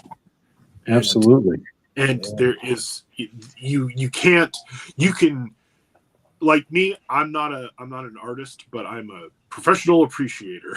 I will appreciate the hell out of something that's done well. And I have some of the Mondos too. I have more than I probably should. And I've had almost all the Motu ones, and so it's like, and every time one of those comes in, it's like, wow, the love. You do see where the price goes with those, but like with this, I hope that people, because everybody wants a deal. I want a deal. I like cheap stuff, cool, but also too, like I buy stuff that I'm like, I know this is not cheap. But I know that when I get it in hand, I'm gonna love it, and it's gonna feel more worthwhile to me. Exactly. Not to distract too much, but didn't Mondo just release a new pre-order for was it Evelyn? It's just Evelyn, coming out? Evelyn, and she's coming with Screech. Yeah, that's gonna be on the timed edition. So if you want Screech, I suggest you get the timed edition because I doubt they'll release it again. And they teased Egon with Boogeyman. For anybody that's in the real Ghostbusters, that was interesting. This guy, Joe, it's your boy. Yeah, I'm here. I'm looking. There's his unhooded head, by the way. Oh yeah, see, I'm definitely getting this one. This one. He doesn't have the luscious the braids like the other head. Yep. Yeah, right. Damn, now I want to know who the other one was. Fuck me up. Well, maybe you get lucky. You get one of the cards and it tells you who he is. Oh shit! Yeah. I have my other card somewhere. Where is it? I can't remember. Are those darts removable from his bandolier there? They are. If you get them off, there's a hole there. Yep. Oh, I love this. I picked up the World Guard last year, and I was like, "This is a good figure." Like, I really liked it. I was playing around with the thing for like a week. I couldn't put it down. This is going to be like sitting next to me every day. I could tell. This is going to be like my. Now, don't sleep with it. You'll break it. No, I don't know if sleeping with it will break it. He comes with a soft goods cape. It's weathered, distressed. We went back on his hood, like right there. You kind of see it, like it's like a not really textured. But we acid etched the tooling to almost exactly look like the texture of the cape that he comes with, and his hood will be colored matched to the cape. Oh, nice. Cape. And so, you know, it's easier to color match to the fabric instead of trying to color match the fabric to the paint. Little things you learn, right? And Raven Eye Studio says every figure has something very unique about it, even down to the slates, and the universal nature of the accessories and armor being swappable lends to endless army building possibilities. Oh yes, which you know a lot of people want. That's just exactly what people want. They want more ways to display and love their figures. Mm-hmm. Yeah, that's something I had put in the chat earlier. Rob, is like, you know, being with Wave 1 out for close to a year now. I mean, you're seeing all this stuff on Instagram and YouTube of amazing artists, you know, just creating, you know, amazing customs, including, you know, backer number 1 and just awesome photography, mixing and matching these lines. I mean, is there something like you know, does this like continue to inspire this type of innovation, like you were just saying with the the matching of the hood and soft goods? I mean, I don't know. I would just be jazzed to see my stuff in people's hands and they're doing like all these amazing shots that I'm not smart enough to do. So okay, great couple of things on there. One is the photography has been amazing and it is definitely inspirational. Those guys just the weekly drop is amazing. So much fun to go through and watch those. Look at those pictures. So yes, that is impactful. Everyone involved with the line, whether it's the factory, the sculptors, the painters, anybody, there's so much interaction. And everyone that really knows me knows that I hate yes men. I can't. That does nothing for me. It doesn't help me at all. Okay. Mm-hmm. And so it does allow us, it does push us to try to do like, oh, this would be great. Oh, this would be much better. You know, there's always this point where you're like, you have to like hit the brakes and like whatever it is. And then you just, if you think of something else, then you just have to like apply it to the next thing, which is constantly happening. And so like people ask me like, are there things I would change about Wave 1 or the Kickstarter? Hell yes, there's a shit ton that I would change. I've learned a lot since then, and we continue to learn. And you know, Wave 2 is delayed for 2 reasons. One is because we wanted, and we told people this, we wanted everybody to have Wave 1 in hand, so that if they wanted to order Wave 2, they were much better informed. And so we delayed everything on Wave 2 from even starting for that reason. So that was the first like sort of big hump in the time delay from what we originally projected. And then the second one is the soft goods. We wanted really nice soft goods for Wave 2, but we didn't get started on that at the right time to meet production. And so that was part of the issue. So like some of the SKUs are already finished. They're just sitting at the factory in China, just chilling, taunting me. But we had to wait for the soft goods because Jaeger comes with a soft good cape. Warrior Ball and Chain comes with a soft good cape. And then like little nuance things started hitting me like, well, yeah, but we can't color match his hood to the cape. You have to do it the other way around, right? Like, so you have to get the cape finalized and sourced. You can have a great prototype and then you find out, oh, the fabric, they can't find it anymore because you didn't buy it right then. Oh, yeah. Right. So like that's like these are like little nuanced things like that you have to like pick up on that you like this is new. I didn't know this. Like so like you know like oh shit and you know so yeah I get it. People are definitely disappointed about Wave 2. I mean I talk to Hong Kong about every other day about stuff. So it's not like there's a lot going on that people don't know about yet. So they're working on it. I promise. We will hope to give a great update right around March on Wave 2. You know, we still think it's going to ship from the factory in March. I don't know if it's going to be the first week of March or the last week of March. I don't really want to tell anybody because it's just an estimate, right?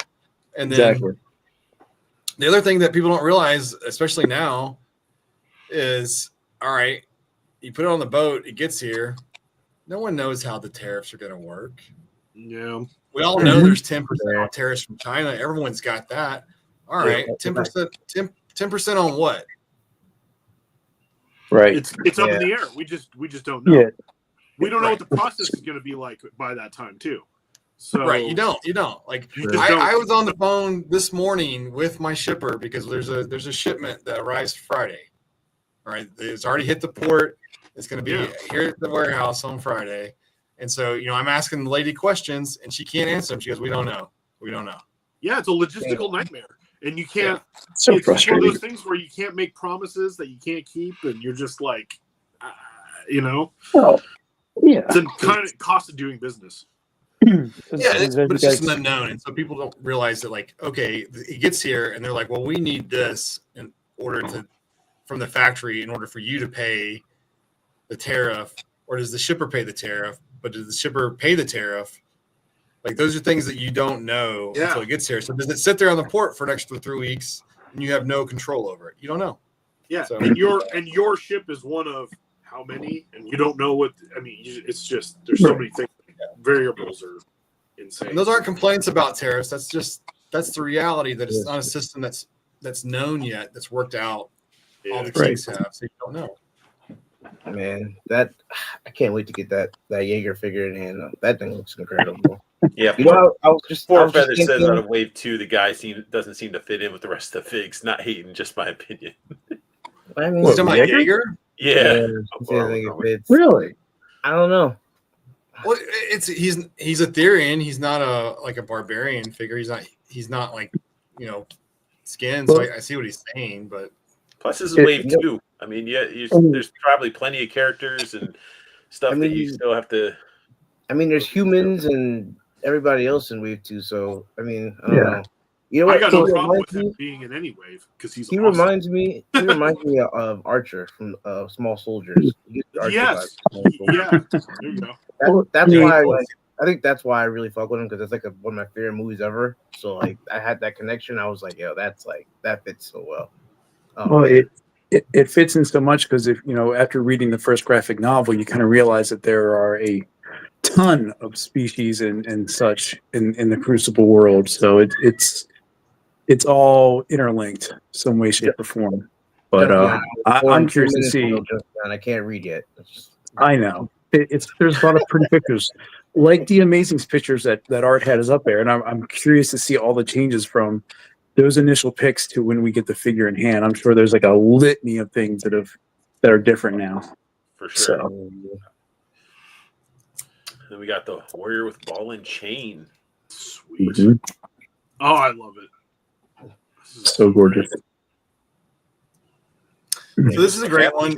We started out with a plastic cape, and it's just too heavy. Like it would just it annoyed me to no end, and I was like, this is pointless to make it. It takes up a big space on the tooling plate, and it's too heavy. And I was just like, I'd rather have an awesome soft goods cape and put money into that than to waste it on a piece of plastic that's just going to make your figure fall the hell over, right? Yeah. I think Papa Todd's finally understanding that as well, thankfully. Oh, he needs to, because his capes were insane. I mean, it's not like he's using super great material for his soft good capes anyway, but no, it's a step in the right direction. It's better than a 5-pound chunk of plastic. Yeah. It's kind of funny because we learned a lot on his soft goods cape. Like I'm not allowed to talk about part of it because part of it's trade secrets, but like don't reveal it. Literally the way that you spray stuff on the cape determines whether or not it curls or not. Huh. I could see that. And so the material and so touches it. Yeah. I was like, oh, really? I was like, okay, like I didn't know that. And so and so sometimes you see these soft good capes and you'll see like the ends are just like curling up or whatever. Yeah, it's because they didn't know that there's a certain angle, and like actually there's multiple different angles that you're supposed to spray at and from in order for that not to happen. and it's Wow. based on like certain things in the fabric, and so each fabric is different on the different angles that you go at. And I was just like, wow, that's a lot of information. I didn't really know. You almost have to be a chemist just to figure it all out. Yeah. A lot of trial and error, and that's one of the things. Like some of the factories, that's the thing that like they spent all this time learning how to do it, and they don't want other people to know how to do it because they spent so much money. Well, And yeah. Yeah, Secret right. sauce. And you totally respect it. Wow. And that was another thing. Like I didn't want cheap soft goods. I wanted something Tangible. Yeah, I wanted something to be proud of, right? This is the stream where you're like, this throne comes with this figure, everybody. First announced on State of the Art. Throne comes with the figure. It's a sick throne, though. It is a sick throne. It is a great throne. Listening It's a and be great like, picture. "What?" Yes, it is. That is a sick Yeah. picture. And we used it, but God Almighty. But look at how he sits naturally and his arms rest on the armrest and stuff. It He's just not like leaning in the chair, butts not off. his arms aren't floating above the armrest, you know. That's how you sit in the chair? Easy. It would be awesome to see that sold as an STL file for 3D printers to make as their diorama pieces. Shameless plug. But now wave 3, the Harbinger, we had to add a piece to that character so that he could sit in his STL throne that will come out and that way it gets close to shipping. So. You don't get the throne, but you get this cool stand with them, guys. And you can buy this stand on Amazon really cheap. It's an aquarium piece. I knew it didn't come with either of them, but I just had to. See, now you're good. Now your Instagram and everything else can be. Well, no one told me about wearing the stand. I sold it on Unboxing Art. And then all you have to reply. All you have to do to reply back to them and say, "Who's Unboxing Art?" Yeah, there you go. Yeah, word up. See, Feathers is cursing you out already. See? Thank you, Four Feathers. You guys. Oh my God. So we got this beautiful, this beautiful lizard. Yes. This albino lizard. Heck yeah. It's Look at awesome. that soft goods cape. That's great. Oh, I love that cape. It's so good. Oh, That It's body really armor. oh my God, that is so Yeah, good. That's newly tooled armor. That's never been used on a character before. The chest and the waist piece. The sword is has been used before, but That look combo at though is perfect. Can you? Oh, you can't zoom in, can you, Art? Because you suck. So, but the paint on that Come on. So what he's saying is the paint on that leg is freaking phenomenal. Oh, hey, I Paul. mean, I forgot I couldn't understand what he was saying. He was too Oh, garbled. I was gone for a second. I don't. yeah. Where are you? All right, so this is what led me to this figure. Actually, is what led me to changing the way that we going to roll out figures. So this figure that you're actually looking at right here, what people don't know is like that waist piece and chest piece and the weapons from Ray Packs, those were actually tooled back in wave 1. We already had those ready in the hopper, ready to go to drop whenever we needed them. Because when you're doing tooling layouts, like if there's extra space, it's like, hey, we can put something here to use later. Might as well use it because it's dead space. So that's what we do. And Nikki had painted up a prototype of this figure, and I took it with me to China. And I was just bringing it with me because sometimes the schedule, like the factory will have something will happen and they can't start on a new project, so they'll have like a couple weeks where they could be working on something. So if you have something technically ready, they can jump in on it as long as it's not like a big project. And all we had was the figure. We didn't have any armor or anything painted for him. So the first day I got into Hong Kong, I showed the figure to Dave and Alex, and Alex painted that armor the first day I was there. And the cape was actually a sample for Jaeger, but it was in black. And it was just to show the stressing, the texture of the cape. And so I was like, that would look awesome on that figure.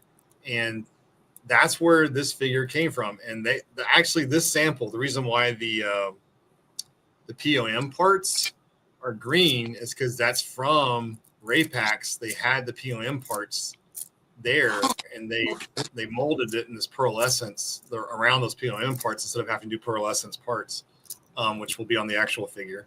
But so that's kind of like they were able to.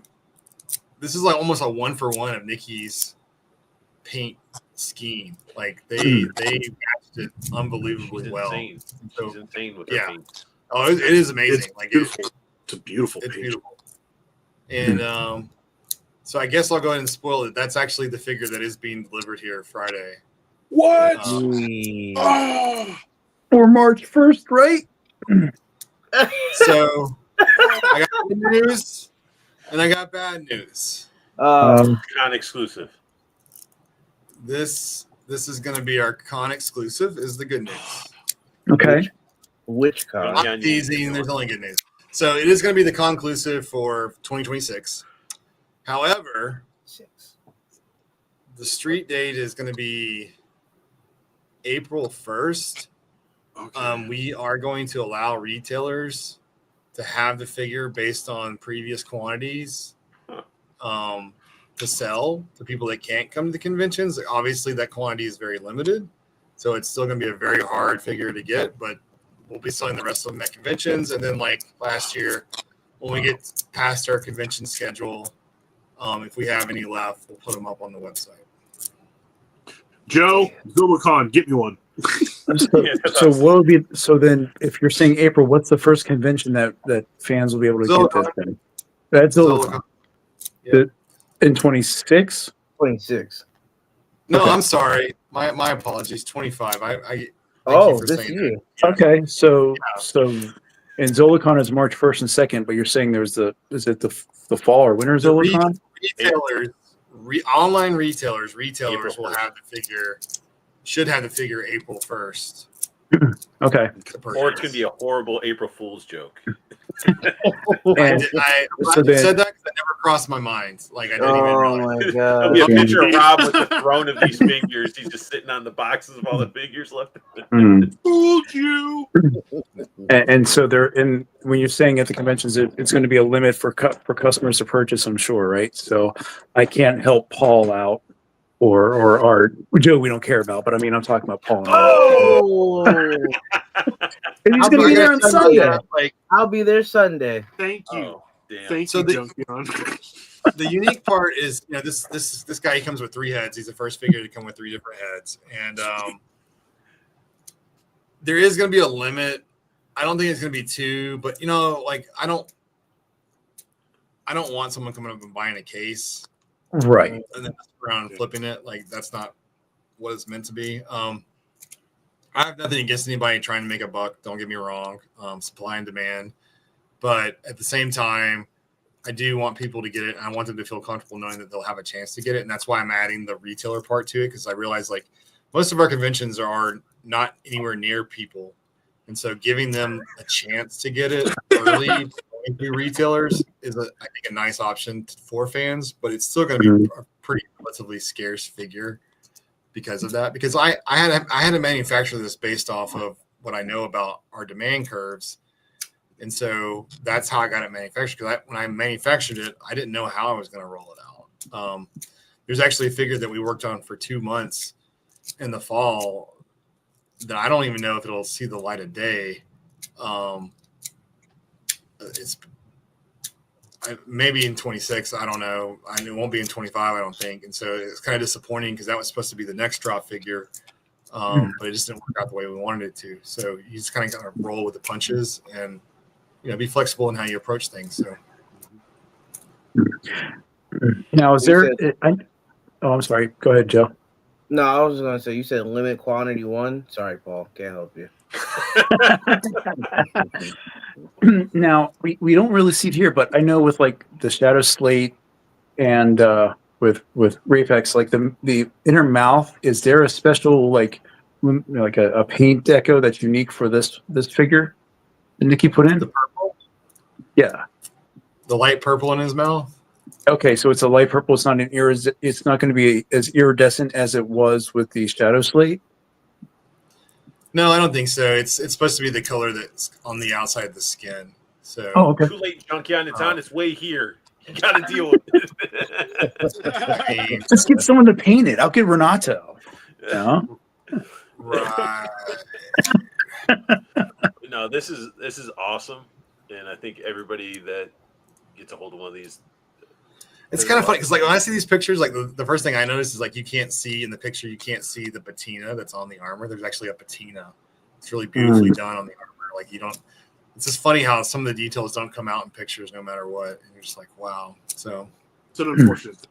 That's why I do some stuff I find in hand. I'm like, I love it so much more because I didn't even notice how, it didn't take a picture very well. Is that his scabbard like attached by chain? yes, it is. Love it. That is real chain. That is a wired cape. That is a high. This is nice quality. Yes. Does his potion glow in the dark? This potion ball does not glow in dark, but it is a very nice see-through red. Ooh, translucent still is good. For a few And he weeks does come away. with blind bags. He comes with blind bags weapons as well. Yes. Very cool. And there might be some new cards in there. Nice. You might get lucky and get some new cards. How many you bring into Zolo? Because I need to make sure I get one of these. He just said that he'll make sure that you'll be able to get. Well, I mean, like you bring in He like said- a couple hundred of these. What? I think Rob said screw you about it, Joe. So Like, screw you about it. I think I might have heard something like that. I'm as well. about to make your day even better. So I haven't decided the number. I think it's going to be 25, I think. But like for each day, like the first X number of people to make a purchase get an additional blind bag. Ooh. damn it. So now I No, you better be in that wait, line. what? Hey Rob, you hiring or you just So now I got to bounce between D13, you guys, come back around. Okay, no? I gotta just go look at the map D13 again. whole time. Don't even come over this way. You just stay where you're gonna go. Deliberately up there. Junkion's gonna trip Joe in the at the convention. When is No, ZoloCon? see, what's that? When is ZoloCon? What Tomorrow First you and- can't make it call. Don't worry. 1st and 2nd of March. First thing of what's the March. second of March? Mm. Yeah, and Book a I flight won't. here. Do not hate. And I blind bags. can't- Do not have a I nice can't silver trip Joe because he's going to be flying or something. I mean, we're going to be right next to the Frazetta Museum, hanging out with Frankie and Nicole. Awesome. Now, Nice. says, wait, who orders and what gets an extra blind bag?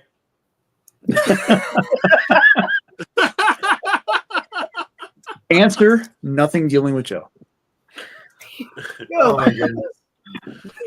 I think isn't Just Death give it up to in Canada? Isn't he in Canada? Oh my Wave god. 3.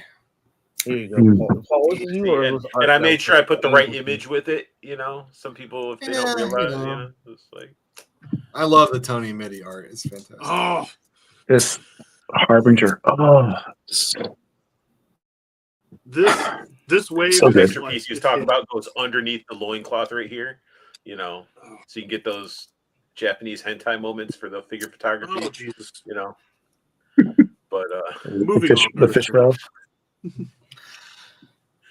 I love the this figure's character. gorgeous. I loved him from the first day I ever saw him. Mr. Fiddler. Oof. did A did Lovecraftian culture light. for me. Yeah, and then Nick Whitmore is the one that sculpted this. He did a great job on it. So Mm. It's amazing. It's so good. I think the paints are going to be a little bit better than what's on them. We've talked about adding another wash to it to help bring out a little bit more color to it. So Mm. I do like me some Cthulhu. oh yeah. I love that the sculpt doesn't look like it hampers articulation at all in those arms because that's where the dynamicness of his presence, his silhouette's going to be really prominent. I just like how one side is just like going freaking crazy, and the other one's like a little bit more calm and collective. Yep. This seems like it was probably a bit of a sculpting nightmare. I think Nick had a really fun time with it. There are some nuances to it that you have to go back and fix for production, like his tunic at the top, like the way we had to go back and add material underneath the ab so that it doesn't come off. You don't want it glued, you want it to be able to move. So that's fine. Having the parts go in certain ways, you do have to make sure that it's toolable. The bitch of this figure is that it's so asymmetrical. Yeah. That there's like a plate that just has his asymmetrical parts on it, because when you think about like how many times can you I can come out with this guy in like different colors, right? Like to kind of play off the aquatic theme and the whole octopus stuff, sure. But at the same time, like how many times can you do that and you kind of ruin the uniqueness of the sculpt? So one way around that is when you doing the tooling, you not necessarily mirror it, but like he's got pants, right? So you do pants for both legs, and then you just do one leg that's got the torn pants. And so what that does is it allows you to come up with a character later using pants and the cloth arms. That's how you kind of have to approach it, which is, as an indie toy company, that's more expensive because you're paying up front for tooling that you may not use for a year or 2 years. But it gives you a lot of flexibility in what you can roll out and how quickly you can roll out. So. And see, that's what I was going to ask, if this was going to be like at a higher price point because of the extra added tooling, the costs to it. No, not right now. I just that's the kind of thing that I eat in terms of cost, knowing that it's more like an investment. I'm saying I'm eating cost. I'm just investing in the tooling to use later. And luckily, we're just in a position to do that. A lot of companies, quite frankly, aren't. At least what new companies, established companies should be pretty well tuned to this. But yeah, for us, it's just how we look at it from a business standpoint. It's very fair for your customers. Because there are a lot of companies who would just look at it as, well, we'll just pass the cost, down to the consumer, right? So that's actually really I think that builds confidence too. So I love the pops of blue on this. That's cool. And then just the eyes, like the eyes look crazy on this thing, man. So it's a funny story. Like I remember we showed this paint master to the factory, and Chen, who owns the factory, was like immediately like, because I think we can do some more with the paint. Because wanting to push it. That was just a great feeling to be able to work with somebody that wants to try to make it the best possible thing that you can make it. So yeah, man, the blue around the eyes and like on the horns, that looks awesome. I'll be right back, guys. I gotta turn this off. All right. I was wondering who the beeping was. I was going through everybody as they weren't talking to see where. I was like, is there a beeping? Am I having a heart attack? So while Rob stepped away, I do the alternate reason, and thank you for bringing me on here, is to give you guys a chance to give me as much shit as you want. So if you want to embiggen me for a second, I will show you why. And big? So yeah. Oh, fuck you. Why do you got that already? How? A friend that went down to MegaCon. And, I was saying before it was the price and everything else with it, and I wasn't interested. I'm not gonna. I ordered it and haven't got mine. Right? Ordered it and haven't got mine. You're like, missed it, and then you have it before me. But I'm just saying, yes, I'm not going to make fun of you. I'm happy for you, Joe. I'm just a hypocrite with it, though. So I admit it. We have to ask for a new moderator. I mean, look at this shit. No, we changed our minds. You know what? I said that I was never going to get it. I was going to stay away from the Jada Street Fighter line, and I would never buy one. Yeah. And that's my pickup this week.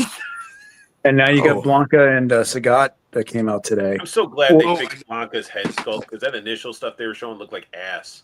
But then the official one looked good. But also note, these are the first two figures that are now at $29.99 versus the $24.99. I did. So see it was that. just due to the size. And then you got, Yeah. You know what? Those cigars Yeah. big, so It's you know. yeah.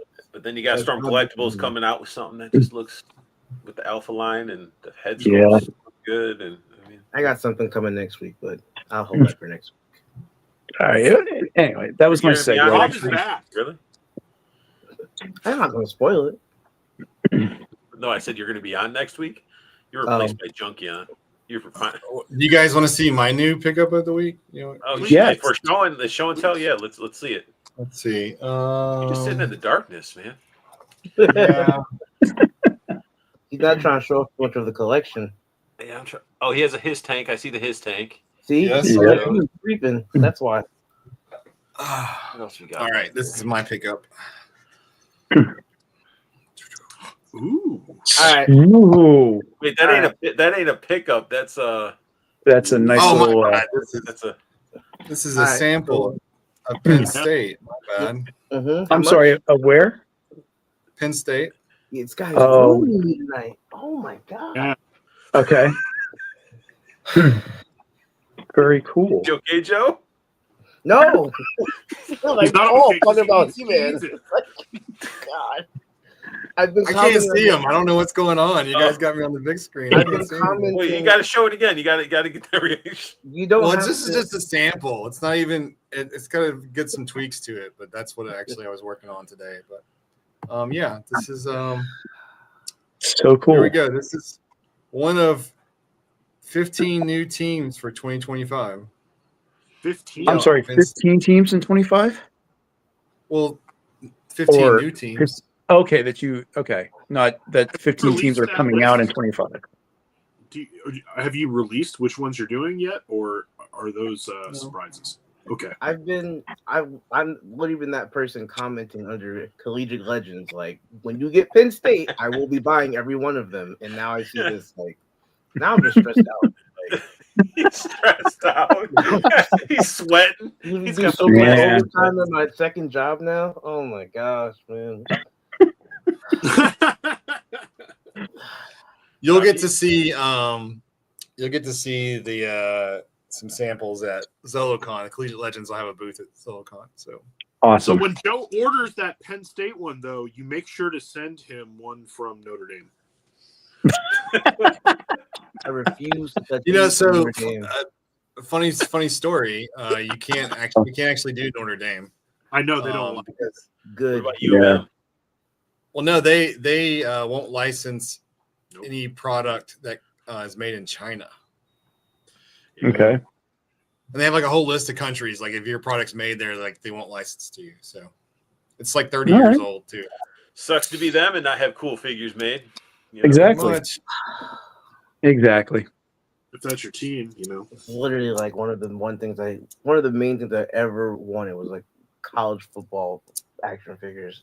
I don't know if you'll ever do anything in my neck of the woods. Probably an Oregon Ducks figure, maybe, but no, like Washington I've State seen- figures. I've seen Bama. I've seen Tennessee. Yeah, I've seen a couple that have been posted. my father-in-law lives in Alabama, and he's Roll Tide, so I thought Yeah, I about don't What want that. I don't. Did you guys I don't get one of the first figures? One of the Alabama figures? want that. Dude, again, the articulation on it is absolutely fantastic. And the fact that, you have the options with the football accessory, they're just they're really a great figure. So again, kudos again. I'm not a Bama fan. I can't have anything Bama in my house. With Penn State, I can't have Alabama stuff. Can't do it. It's different. Like it's different. Like it's college football. See, see, look, Rob is doing an art thing. He started with the that. crotch. Gotta show off that all fabulous cups are crotch piece. sculpted in, okay?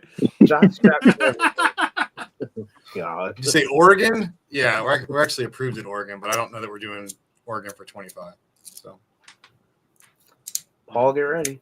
Can we Well, talk about Oregon's not my team. I'm just wondering if there was stuff in Northwest. If we're gonna get I personally would like a Wazoo, like a Washington State University. So okay, yeah. We have teams of the 15 new ones. There's teams in every of the 4 major conferences. There's all 4 conferences are represented by at least one team. So Okay. When is Awesome. the Penn State one coming out? August. Oh, okay. CJ, you got time. I got time. Shit. And they're $30. They're like $30 direct. So That's right Very off cool. the website or like that's through your. yeah, collegiatelegends.com. Nothing's up right now. I mean, just tell them. He's gonna mail a money order to you. Feel like straight to you, like money order. But What's your Cash App? Post-dated check. Send you like $90 right now. Just send it straight to you. Jeez. we got some fish people. Yes. We do. Paranoids, baby. That's what I'm talking about. Yeah. I love so Alex Wu did the paint master for this, and he asked the factory or the model shop, probably not the factory, the model shop, to make the first check model in a translucent color. And if you've never been to any of the shows, this is actually a translucent figure with paint over it. And so when you hit it with light, it gives it a whole new effect. That's really I love it. sweet. Yeah, And we actually went back and we've done this for all of them. So all of them will be made in a translucent tinted color, not like just completely translucent, but to kind of add to that effect. I'm still painted on top, whatnot. Keep saying all the right things, man. Love it. Yep. Sculpted by Nick Whitmore. He did a great job with these. Nick loves the creepy. He's just really talented at that. So I love this seaweed looking armor. Yeah. Mm-hmm. Yeah, I think this is the wave I picked up the most from the Kickstarter. But it's really unique. A lot of people Wave 2 resonated with them. Either Wave 1 resonated with them or Wave 3 resonated with them. Really unique. I think it speaks to the breadth of their characters out the gate. But I think this is your best Paranoid out of all of them. the League Striker. So It's sick. yeah, this is Tim Peake did the paint master for the League Striker. The just blank ass eyes just is so creepy. Oh, I love it. The dead eyes. The dead eyes. They're dead as hell, right? Like it's that spooky deep sea fish look that just rocks. So dark green with that dark maroon. It works. yes. And just need to just do a little editing with with the photography and like make the eyes glowing and just dark everything else around it. Just scares the shit out of me. What the idea of it? that's the updated waist piece right there. Most people, we kind of changed the waist piece on this guy a little bit to make it more friendly for future use on different characters. So I told you I slapped this thing together last minute. And I was like, I ain't gonna do slides. I'm like, nah, I better do slides. So looking at what you see there, are you going to have a pair of hands with the webbing and then one without, or is it going to be like one of each? Or he'll have open webbed hands, and then he'll have gripping hands that have like web on them. okay, So he comes with 2 hands. Yeah. There are hands that don't have webbing, but they don't belong to the Paranoid. okay. Wink or wink, wink. There's something else. Junkion's just gonna have a bunch of flesh middle fingers on all his Paranoid. I mean, these are the conversations I love about the toy community. Just finding out these little things and then like deciphering, what Rob masterfully does on each of his streams. Oh, he's been dropping Easter eggs the whole night. I already know. I know. Mm-hmm. So for the replay squad, you got to go through all the time, and people like it takes like a lot of them nobody even picks up on. So I'm just telling you, like I enjoy it. In the background, like we can see it. Like the whole thing is in black in the back. Sometimes what you can't see that's telling, sir. Oh. See, I couldn't find more pictures of this guy though, unfortunately. Oh, Nikki, this is Nikki's. This is the Abyss Dreadnought, and that effect on that mouth is gorgeous. So Yeah. good. Dope. Right? I love it. Like, Yeah. You guys only The have skin like the color. one picture on Instagram. well, Now you got to check back tomorrow. So I was like, damn it. I was like, oh, that's it. We got just the one. I even hit Junkie and I'm like, dude, I can't part of find that's it because anymore. like this is not a check model; it's a 3D print, so like it doesn't really move very well at all. So that's part of what's going on with these shots. Like you can see like the toes like broken off in that picture because it just broke in shipment, whatnot. I didn't even notice that. Like from what you're like the artist that like I just drew a picture, but I know the flaws and it bugs me. Like, oh yeah, no, trust me. I definitely. I think there's. Do I not have that here? Or is that still in China? Like I said, we did a check model in a translucent purplish color to paint to this skin tone to give it that purple, heavy purple, but also translucent in certain points. So and there is a patina to the metallic on this as well that come through as well in the pictures. So. Excellent. then of course, if you're a customizer, you got some slates. You got the Savage. Yep. And this is the updated translucent green. Nice. Yeah. Damn. See, at least I chose the right pictures to grab, you know. Yeah. So you got to get a couple of these and put them next to Merman and have them as Merman's friggin' guards, little henchmen. Yeah. Yeah, I like the choice of doing the plastic this way. Yes. Yeah. I- Ooh, look at the color Guys. on that one. Yeah, right. It's like 2-tone or almost 3. Damn. Mm-hmm. Oh, it's so good. That sheen, the scaly sheen. Oh, Yeah, the detail, like even on the You paint. need to get Paul a towel right now. That's a easy Paul. Yeah, Alex did this one.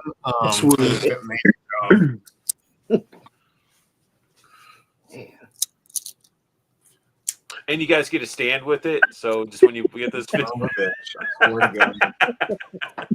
we already did that joke. It didn't land very well the first time.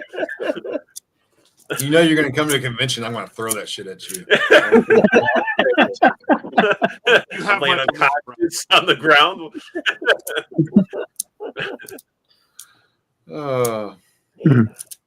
Nice naked. Nice naked. Yep. You know what they need though? As an accessory, they need a net. Oh yeah. No. I was thinking of like a tail attachment. You can add like a little like waist attachment armor that has a tail on it. A fin, Like a maybe. tail, like a fin. Well, Junkie, you say like a net. What do you mean though? Like, what would you do? Like a Well, fishing I mean, you have a fishing net, or like what you've seen with like the gladiators when they have these when they're in the Coliseum, they throw the weighted nets to entrap someone. So, Or a pole hook. I'm like, give him a pole, like Mhm. pole hooks. I was getting ready to say there's a goddamn net in here. No, but there's a freaking trident. Great idea. I think like Try on the it is good harpoon, enough. There you go. on the Yeah. whale harpoon, has like a string on it that attaches to the other side and things like that. Damn. So, Oh, Oh, that trident's so good. It's like The Is that- sword, look at all of that. All that looks wet and mildewy. And has, is I that can shield smell it. translucent red with gold paint over it? no, it's got a lot of metallics on it that give it. Oh, like, a okay. fluorescence It looks like to a it. shield that's been covered in barnacles. Yep. those supposed to be grimers or like magical textbooks or something? Or... So if you read the graphic novel, you'll see that book look He very already said he familiar. can't read, Rob. Yeah, I can't read that. Dang. Your friends pointed out there are colorful pictures, sir. Like, He's got swappable pieces. Excellent. See, Better shot of that book. I love yeah, tomes. awesome. I love. 'Cause now I love I'm like- ancient dark tomes. Those are great. he's been like throwing alleys all night. Now I'm like hunting for answers. Like, is that something? Have you looked at this? Like, what is it? Now I'm I mean, there's like, a message there. I don't know what it says. No one else has told me Well, what it But that's if what I you was- got the coin to decipher it, maybe you guys should be doing that. You know, Maybe. screen cap. Well- says. You don't need the coin to decipher it. It's a Cistercian monk numbering system. Exactly. That's what I was would going to know say. that. This. Joe's like, exactly. I know would- exactly. Right. You can't even read, Joe. you would know that, Art. I heard they had those monks had CDs that they sang, songs on. Audiobooks. I could just, yeah. Oh, this is so awesome, though. Yeah, Gordon Lake sculpted this. He did an amazing job It's so on good. it. And I love that he added this message to it. Like he put some real thought into it. See, And these- message. The book's huge. Like it's a big book when the figure holds it. Like it's meant to be like this powerful thing. It's not meant to be go in your back pocket kind of book. It's like So- made out of That's- skin. That's something I wanted to ask, especially with Wave 3 with the Harbinger. For some of these main, or not main, but like these other characters, is he going to be slightly taller than, we have the Lumerians are all systematic height across the board because of parts and stuff, but for these Are they? other waves, son of a bitch. He was like, It's hard coming to at be me, bigger Joe? than the other figures. Now I got to go downstairs. Hold on. Because- I'm going to go down. Once again, Nin's upper torso is not like everybody else's upper torso. True, the neck. Ragged looking too. The neck design. Correct. So, and I have it on pretty good authority that the humans in Wave 2 are just ever so slightly shorter than the Lemurians. Okay. So would the Harbinger be slightly taller than the Lumerians? Depends on where you're measuring from. The top of his horns, the top of the horn on top of his head, or right? Okay. All right. I'll just There's got to be a little bit of mystery behind these things. I'll keep my analytical mind. But look at how Looking at well something these else. accessories fit with this figure, though. Mm-hmm.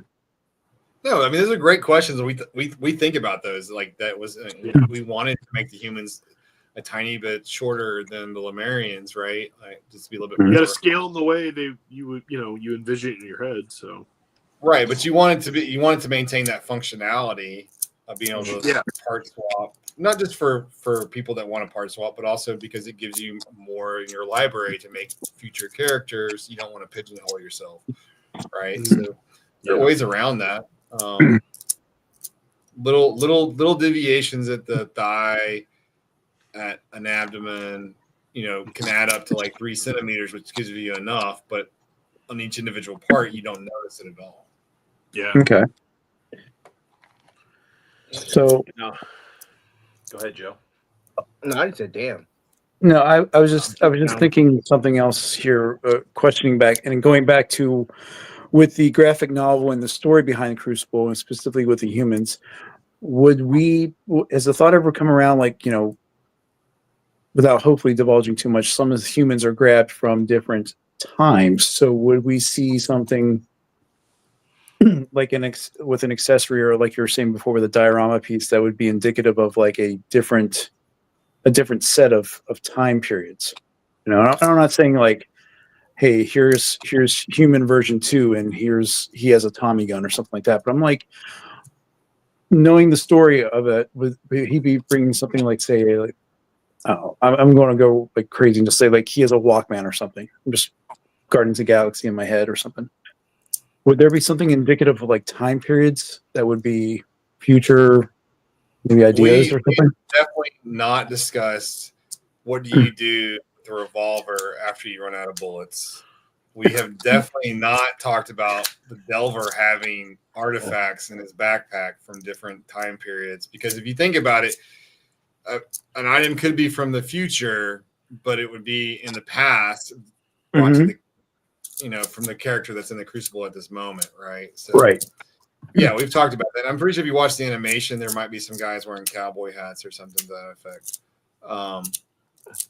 So yeah, there are things, but it's also you can't just show up with just a cowboy, right? Like that doesn't work. So it's Right. like Right. so one of the examples was like, all right, you got this guy from the future. Let's call it like 1930s, 40s Flash Gordon future-esque kind of feel, sci-fi feel. His laser gun runs out of juice. What does he do with it? Well, you do what anybody does with a piece of metal. You put it on the end of a club and you beat somebody with it. Exactly. Or it becomes this highly valued I don't know, artifact that people pray to, and it's just like it's a an old, like I'll go back to my iteration of like it's an old Walkman that worked for a little bit till the batteries died, and then but it had a voice, so people thought it was like a god or something. Oh yeah. And then Anyway, I digress. Everybody needs some. The second graphic novel might be interesting to you. I don't know. We'll see.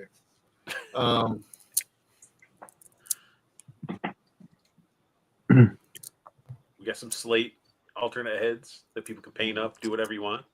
Yep. Ooh, the These will be very limited. The head packs will be very limited. I'm not producing a lot of the head packs. There's not much reason to. So. Now you just stressed Joe out some more. I'm okay. I'm okay on the anglerfish. I'm okay on the anglerfish. I think so. Okay. Yeah, D Amazing did a great job with these pictures. That shot is great. Yeah, say like the detail inside the mouth and everything's crazy, man. Yeah. And with the sculpt, the way it's angled, like I can just see a photo of a bunch of these guys just sprinting towards the camera, and just the color balance that he does with his photos too is just awesome. Yeah, sword. It's very merman. It's very merman. I like it. Yeah, too bad Merman stole it from the Polynesians, but whatever.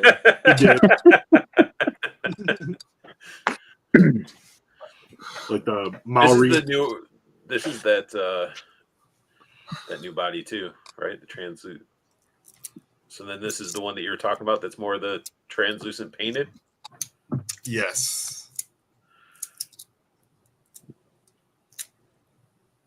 A lot of it comes through when you shine light on it. So,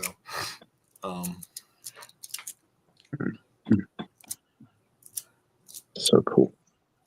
It's like, I'm so aggressive. I'm just a cute little fish.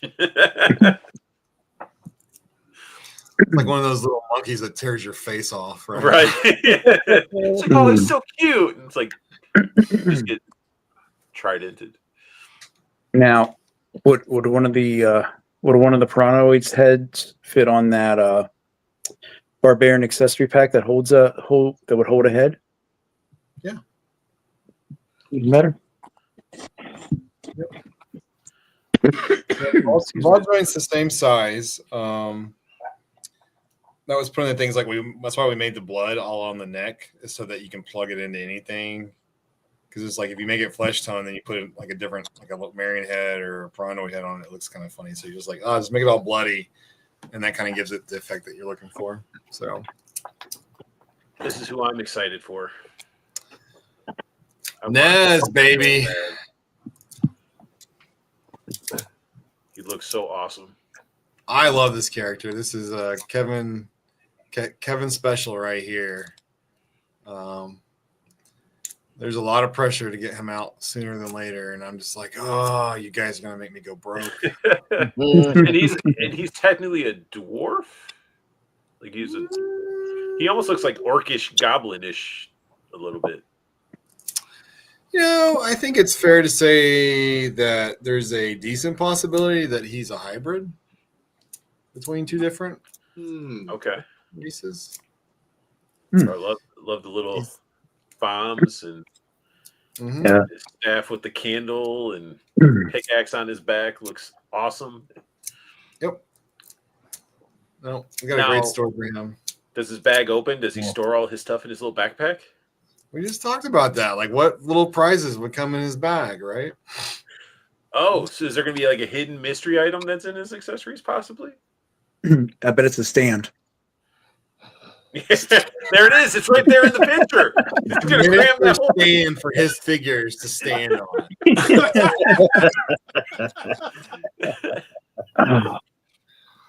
Damn. But yeah, the detail in this figure is just as awesome as all the other figures, but he just looks like he'd just steal your carburetor and steal anything from you.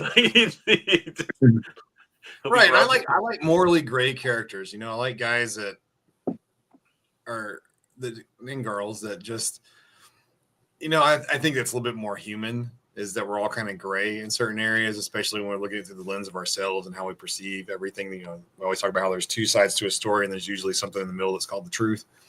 And the more desolate your environment is, the harder it is to live, the more that shifts on what that is. And so I really like that from a storytelling perspective. So I personally like it. I like those kind of characters. I think that as the action figure space gets more crowded, as people have their collections keep getting bigger, you have to put more pressure on you to come out with more compelling characters. And so that's where the onus is. And so that's what we try to do, try our best to do. And so that's where our focus is right now, is putting out more characters that make you want to buy it. Some people have the belief that you should just put out more army builders because that incentivizes people to buy more than one.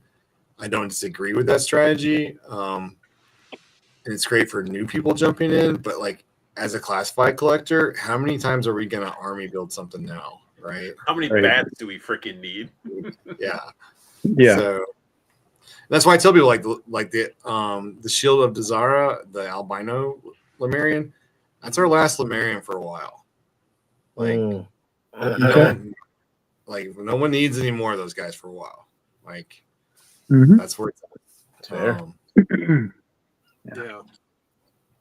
And I think you touched on it a lot there, Rob. And one of the things I enjoy about this line is that not only are the characters themselves, the designs are interesting and they make you want to learn more, but you're actually continuing to build that world out. Like you said, with the first graphic novel, the second one you're coming out with. That's something I wish some other lines that I followed would actually do. And I've kind of talked to one of the a designer for a line. I'm like, you need to update your world. You need to let people know what is happening, you know, and it's not, I mean, I get the focus is to produce the toys and everything, but you got to make someone who is maybe not familiar with the line get invested in it. And the world building aspect and just the cool aspect, you know, these little things like his items that he has in front of him there on this picture. That's something that, again, sets apart from other lines, as you said, as people's collections either get fuller or expand. You know? Yeah, we sucked Joe in, so we did something right. There you go. I'm looking at the accessories right now. I'm looking at everything at his feet. So like, it looks like that. Like, is that a telescope? The long part. And then his other one's grenades. Yep, explosive devices. Yep.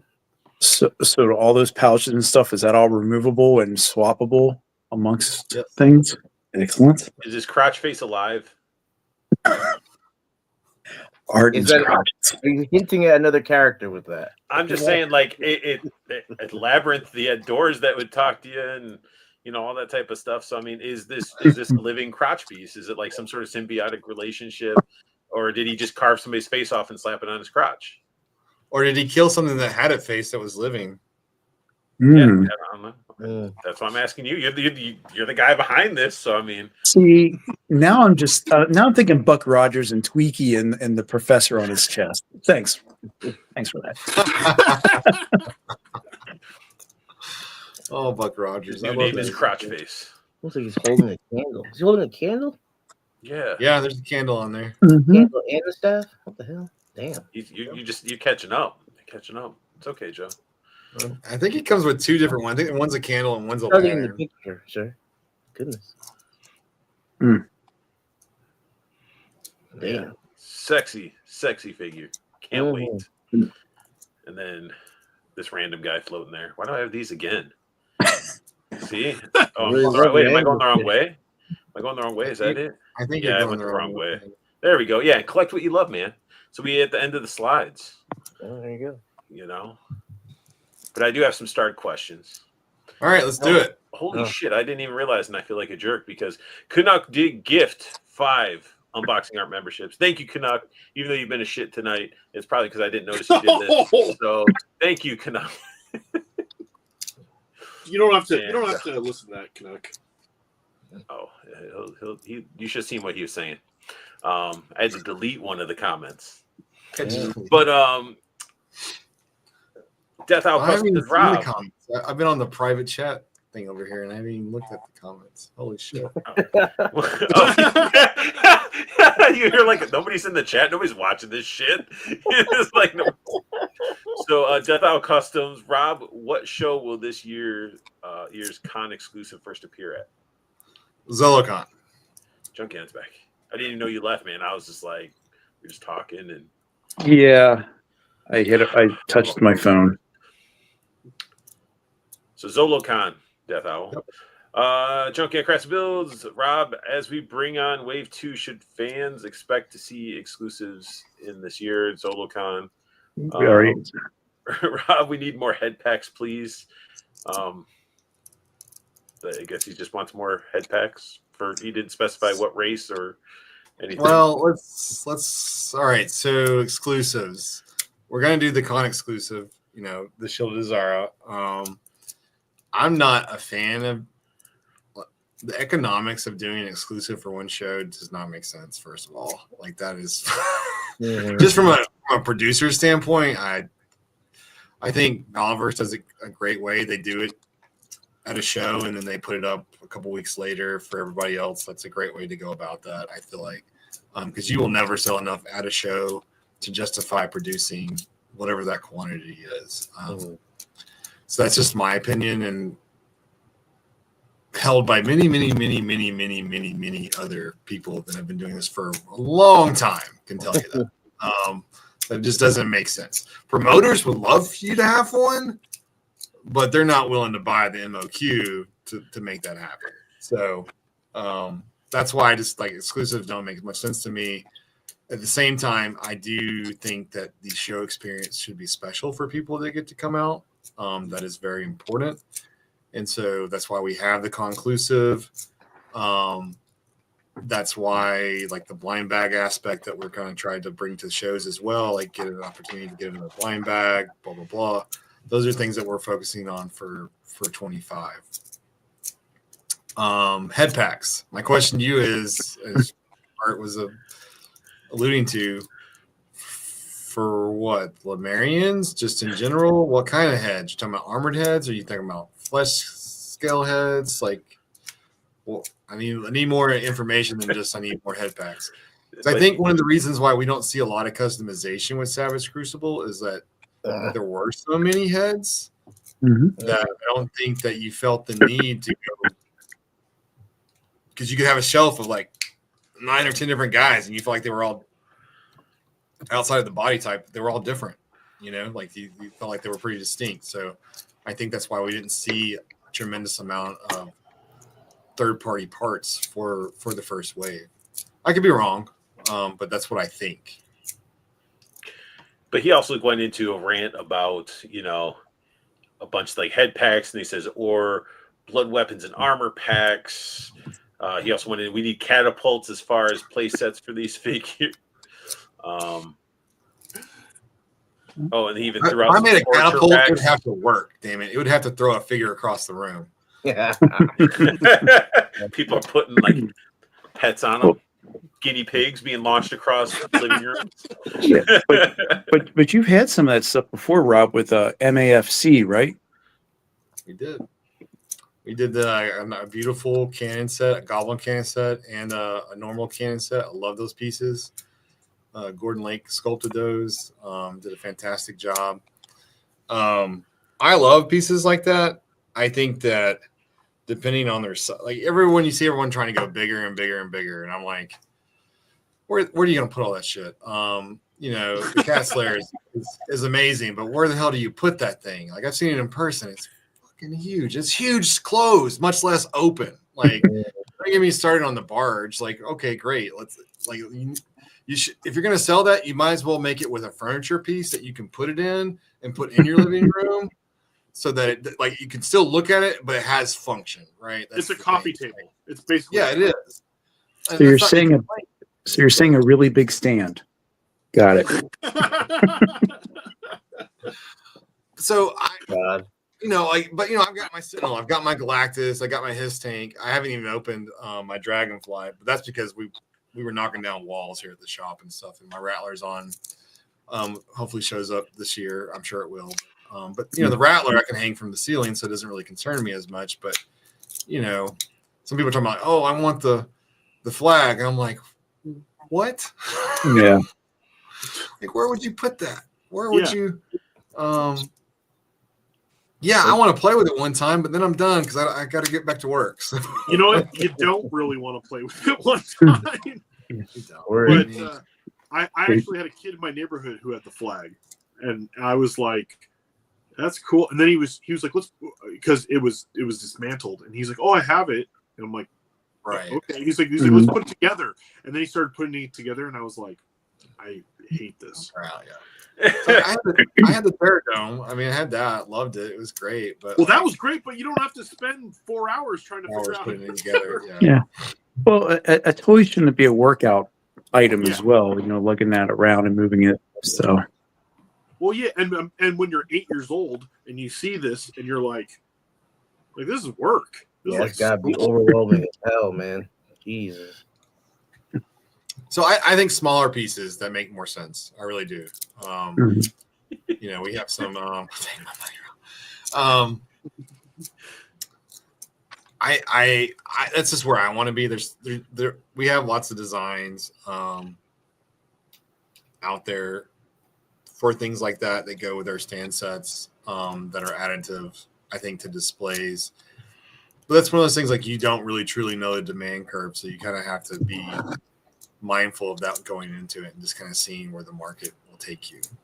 So yeah, that's my mindset on it anyway.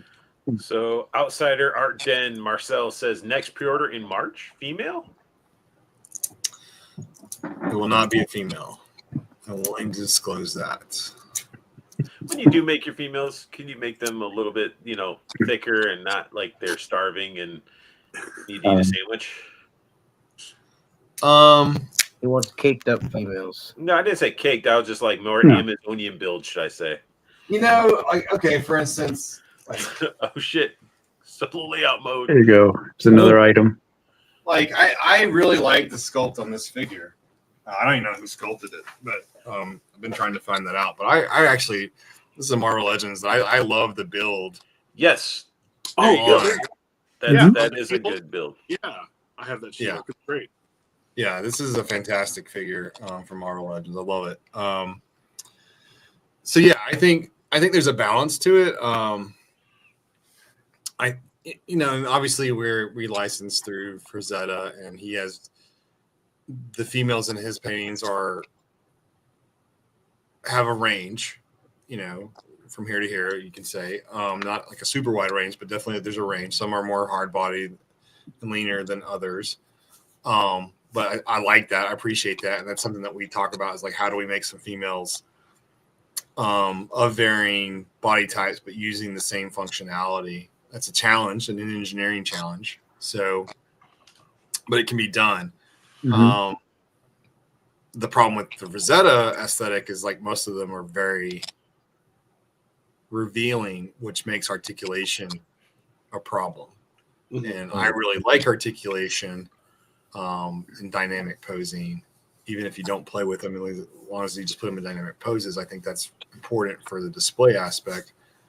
So we're putting a lot of effort into it. I'll tell you that. A lot of thought. They're definitely on the board.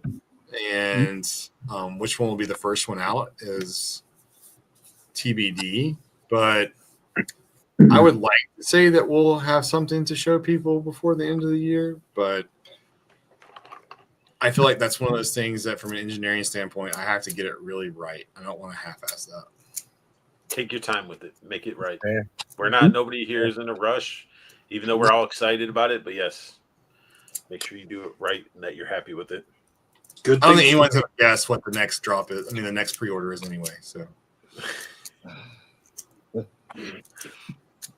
I hear this. Like, I got this song like Miley Cyrus in my head, like a wrecking ball just coming through. Like, I think it's going to be the effect. Oh shit! Okay. Crumbs. Well, It's just going to be a giant wrecking ball. That's all. That would be awesome. It's an actual wrecking ball. Right. Hey, he said that, time travel. He said that, so true. anything is possible. Forfeit says he's missed out on the Lizard Guys. Sadly, when will Savage Crucibles come to Jersey? You're going to be in PA here weeks. Yeah, I mean, we at Zolocon, so that's 2 hours away. Is that It's fair? not that. I mean, depends on where. And Yeah, it depends on what part of Jersey. Yeah, depends Time on to where hop you in the are. car, Four Feathers. Go up a Yeah, trip. Four Feathers wants whole companies to come to him. Like, what the hell is that? Yeah, because Oh, they I go think pick it's 90 minutes from Baltimore here to get us up. Where's Zola going to be this year? So, I mean, Kings of Prussia. It's like north Mhm. west of Philly, like 30 minutes outside, I think. Oh, that's not far from me because that's like an hour and not it's less than 2 hours away. I'm just saying, like, if you're in Jersey and you don't come to Zolocon to see all the companies that are going to be at Zolocon, you're crazy. I mean, that's Four Feathers. Sorry. Yeah, because I think like the Four Horsemen, Spiro Toys, Valaverse is going to be there. Mhm. Skeletron's going to be there. don't have the Collegiate same- Legends, Savage Crucible. I think we'll even have some new stuff from Almighty Legends on there. Forfeit said North Jersey. Oh, you're fine. And Wesley just said something that was in my head. I'm like, the Lemurians, they could be asexual. They could be whatever, you want, especially with all the alternate heads. Yeah. Unless they're hybrid, and then they're half human, half Lemurians. Oh my god. It's Como. Yep. I bet this is how the collab, when you sit down with your sculptors and everybody just sitting back and just throwing ideas back and forth. And Oh, trust me, Nikki let us know day one that no one says there's not a female out there. Just to be quite frank. Yeah. all right, Gears of War figures and customs. Will there be blind bags, weapons in the Collegiate bigs? Now, there are discussions about how to make that more fun for people. Like Collegiate Legends is a totally different beast, guys. Like it's, Yeah. Toy collectors. There's some toy collectors that would appreciate those figures, no doubt. That's part of the audience, but that has multiple audience. Like you think about, like kids actually play with those figures. People that are sports memorabilia collecting, they actually buy those figures and get them signed. And then you have this, just the fans of the team that have a desk. Instead of having a bobblehead, they want a figure to put on there. This was way cooler, right? So It looks way cooler than a bobblehead. I'm telling There's you, like give me, Joe. like Penn State D They're like lineman. Joe. I mean, it is. Give me a So- Penn so- State D lineman. Give me like a wristband accessory, a football, something like. Joe wants a Nittany Lion mascot accessory for the football guy at hold. Yeah, we're doing mascots. Little So Nittany Lion bobblehead in his hand or something. That'd be great. Ooh, mascot. we're doing mascots. Oh. That's gonna be Excellent. sweet. And that's not a secret. If you go to the website, it says action. It's true. Yeah.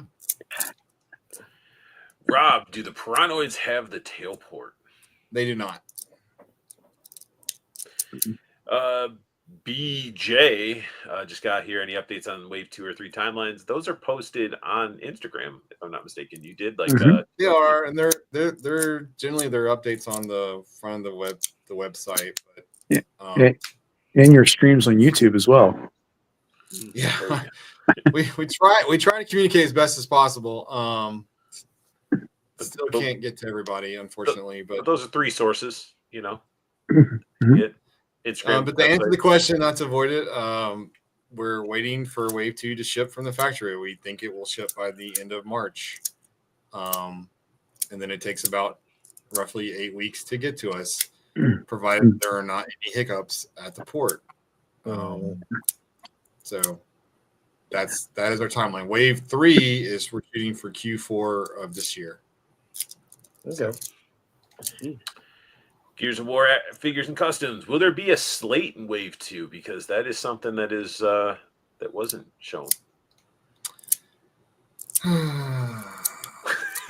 He's like, I already shared enough shit for you guys. Do I need to share anything else? The answer is it's a popular question. Will there be a human slate? I don't know yet. I'm still deciding. I don't know that there'll ever be a slate because the skin tone. All right, so like Collegiate Legends has just plastic molded skin, and it looks really good for what it is. I feel like you can get away with molded texture skin for Lemurians and Pirannoids. I don't think that you could get away with it with the humans. I feel like the humans need some shading. So I feel like that if we were going to do quote unquote army builders, it would be a Savage price point, not a Slate price point for humans. That's where my mindset is right now. But no, we haven't put any production yet. All right, and then Death Owl Customs. Robert Lee said the next pre-order should be in March. If it's not the albino, what is it? That's when I just want to like freeze, and not move. You know, just I'm not ready to tell people yet. Very good. You guys in chat didn't treat him nice enough. I think we're hopeful that if we get to reveal it at ZoloCon, but no promises. You stay tuned, guys. Stay tuned. Now we're sort of caught up with some of the chat. Somebody says, will we ever see crawl figures in the SC universe? Can you ban him? Is there a way to I mean, I can. I really can. Oh, Tim. He wants a crawl figure. He's in timeout now. No, I'm joking. Oh, Four Feathers was saying it's hard for me to get up there. I help my father caretake my mother on the weekends and the occasionally on Saturday. Joe will personally pick up anything you need, man. Can you not Free of volunteer my charge. wallet? Joe, you're gonna do it, okay? There is no. Did you read that, Joe? Do you not have a heart? I will. We have a team get member. feathers. We have a team member that can't come to any shows because they're in the same situation. Like they can't literally get out of the house, and Yeah. they're doing the right thing, and it's like, and then we have other team members that also have family issues, and it's hard for them to travel because some people only have so much time off, and like you got to to do a 2-day show on the weekend, you got to travel at least 1 of 3 days to get there, even if you're flying. Yep. Yeah, people don't He'll understand tell that. you, Joe. Yeah, I'm not worried about that. I'm not worried. He's about got Yeah. you, Four Feathers. Yeah, I'm gonna get him one. Just busting balls. Yeah, I ain't Yeah, getting y'all. absolutely. To be honest, the sign was perfect because realistically, the human characters without armor are already slates. It's a good way to True. look at it.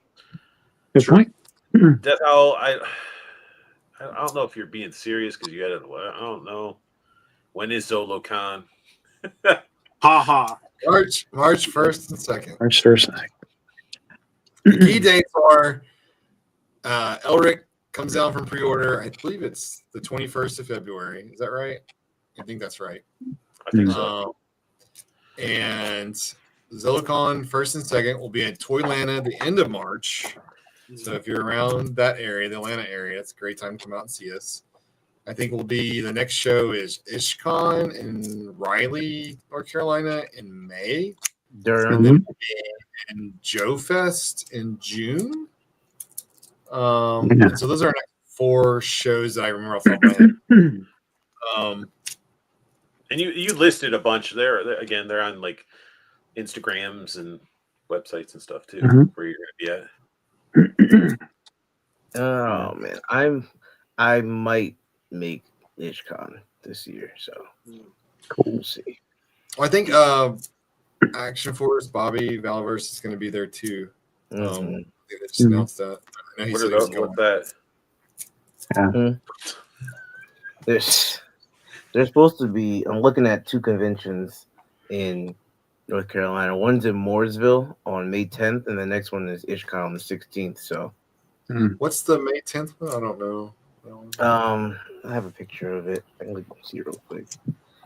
I'm considering doing both because I'm ridiculous, but let's see. You are. I mean, I know I think we're supposed to go back to Maryland and their fall show. I think is what we're going to end up doing. Excellent. Maryland Toy Expo. Yeah. It wasn't a bad venue. No, it's great for. I mean, there's a certain appeal to one day shows from my standpoint, as long as we don't put up like a huge display. Renato doesn't live too far away, and so it's one of those like if I mail stuff there and then fly in and the 2 of us do it, it works out pretty well. Very cool. And I mean, Ryan's a good guy that runs the show. And it is a great show if you're looking for toys. I mean, yeah, and then Junkion saved you guys. Yeah, he brought you some breakfast so you guys could have some energy throughout the day.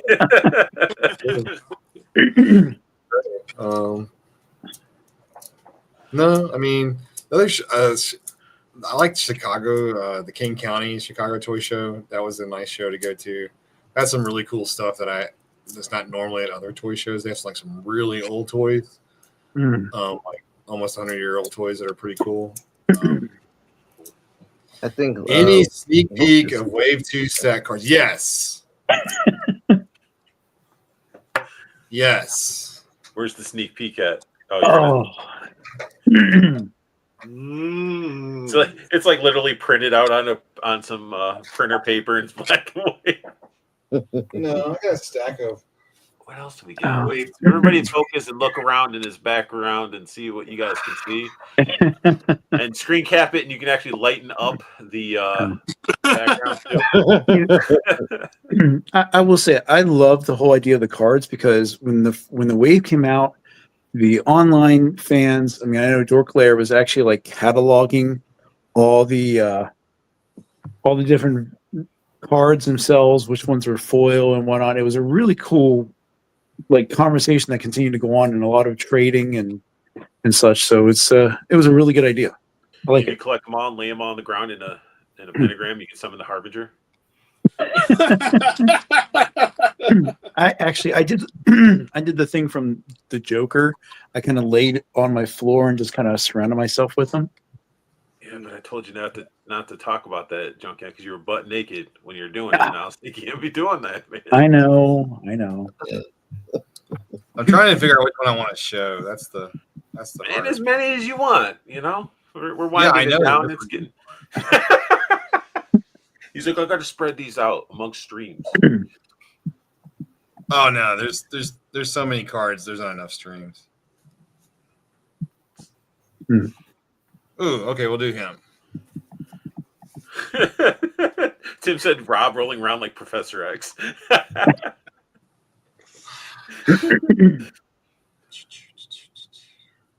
Oh, you did that specialty for Joe. He'll even read it for you, Joe. All right, hang on. I got to cover this up because I don't want to spoil anything. Hang on. We can't give away any names. Oh. Very cool. That's so enough. with the first wave, you had the foil cards. Are there any other special like variants that you guys are tinkering around with, whether it's prismatic or anything along those lines? All right, just for Joe.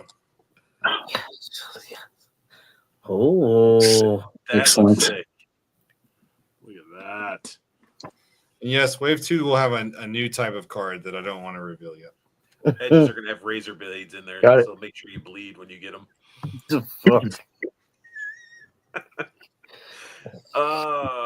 That's awesome. That's awesome. So how would you guys make it better? What would you do to bring more fun to toy collecting? I would send me more samples so I can go over them for you. Especially like the Collegiate Legends one, that Penn State one. Go on my address. I got you. Can't promise you'll get it back though. To make collecting more fun, I mean, I think the blind bag thing is cool. The cards are cool. Just keep being passionate about it. Don't lose passion behind what you're creating. Because but how do you make it better? Keep pushing. I mean, how do you make it better? Would be, I guess, just sort of keep creating the way you're going. Like, yeah, you're already evolving in the right direction. You guys are already pushing the envelope with the sculpts, the paints. You have, Nikki on your team that's coming out with some crazy paint schemes for your characters. You have some amazing sculptors. You guys have the knowledge and all of it right there. It just needs to be made. Yeah, you say, how do you make it better? And I think there's a caveat within budget, and I think an untapped area, and I know like with Meta Travelers, they've been utilizing it, but for a smaller increase, you get another resource and like really dive into like the digital social aspect of it. I mean, I said before, like, world building is a key thing. So maybe fleshing out different parts of the story. Maybe like I was saying this before to Bobby, like since his world is like, the United States is split. What would be really cool is like once a quarter you do like a quarterly update in the story and you modify the map of the United States to show where like New Colony has advanced or Action Force has pushed something back. If we start like putting out little bits about that, I mean, you have that amazing artwork from Wave 1 about the entire world of the Crucible, highlighting different sections of that. And, and then that's where you sprinkle in your little magic hints here and there. And people like me start picking it apart and like wait for your next stream and ask you this random question and something like that. That's to me, like I'm not saying it's an easy way because it's utilizing your creatives and your resources and your time, but that keeps me vested in between these smaller iterative waves that you're talking about releasing. Do you know like what allots in like how much you ship to each state, like your purchases and stuff? Like this state I sold this many, this state I sold this one, like sort of thinking of the United, like the map thing. Why not do something where it's like the battle of like sections of the country that this side's buying more of my figures, so they're getting more their army build versus this one, and then they could determine like a figure or something. Yeah, but see, that's gonna end up being New York, California, Texas. Yeah. Okay. But not Washington. Yeah, I mean, I guess it wouldn't be fair. I like what you're trying to do. I'm just telling you, like that's what. What about a custom or a fan contest to design an exclusive using the existing inventory that you have, so you're not like needing to tool anything new for something crazy, but like putting together the ideas for the Paint Master concept, specific weapons we could do. Yeah, it's like the old school, Four Horsemen Fantastic figures. I don't know if you guys were collecting back then, but like, they actually had fans on both their Kickstarters, like by voting, design a character. And okay, I'm just trying to think of like the different like races you have, and just like what else you would like to see as like a race. That's where my mind was going, like because you have Lemurians, you don't like the lizards, and you have different hybrids. You have introducing some humans and everything. And I'm trying to think, just me. That's why I'm quiet, because I'm just trying to think of what other races you would want to see. Fucking giant. Yeah, like what I'm saying?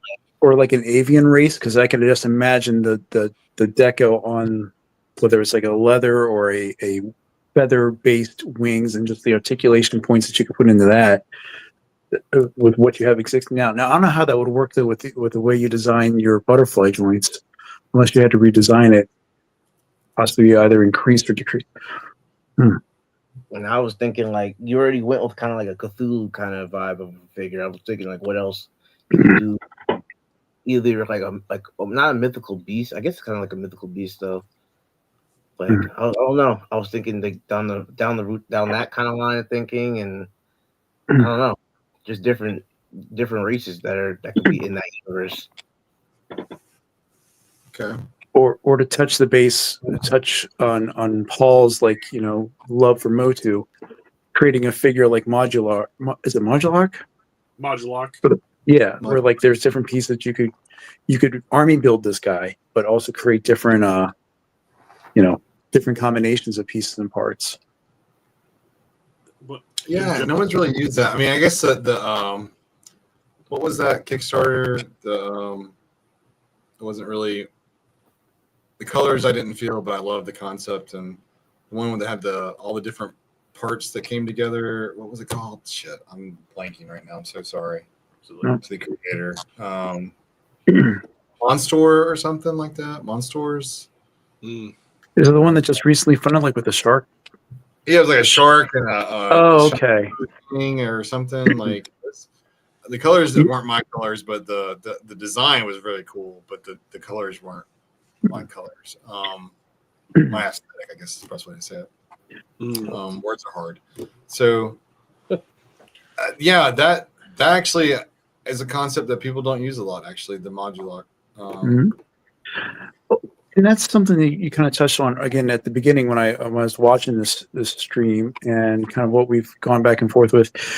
The Kickstarter you guys had was very successful overall. I mean, it really, for me, it was the first Kickstarter I backed. Oh, wow. And I kind of went on to different ones that have been successful throughout the line. Have you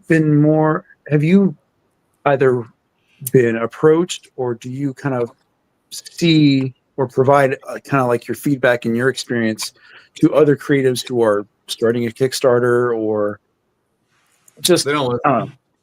They don't I'm not sure if listen. I'm wording it properly. No, I mean, I've given feedback to people that have come that approached me and asked me for advice, but they don't listen. That's kind of the irony. I'm sure I don't listen to other people too. So I mean, this is to be fair, right? You find a lot of women I do. Let's say that.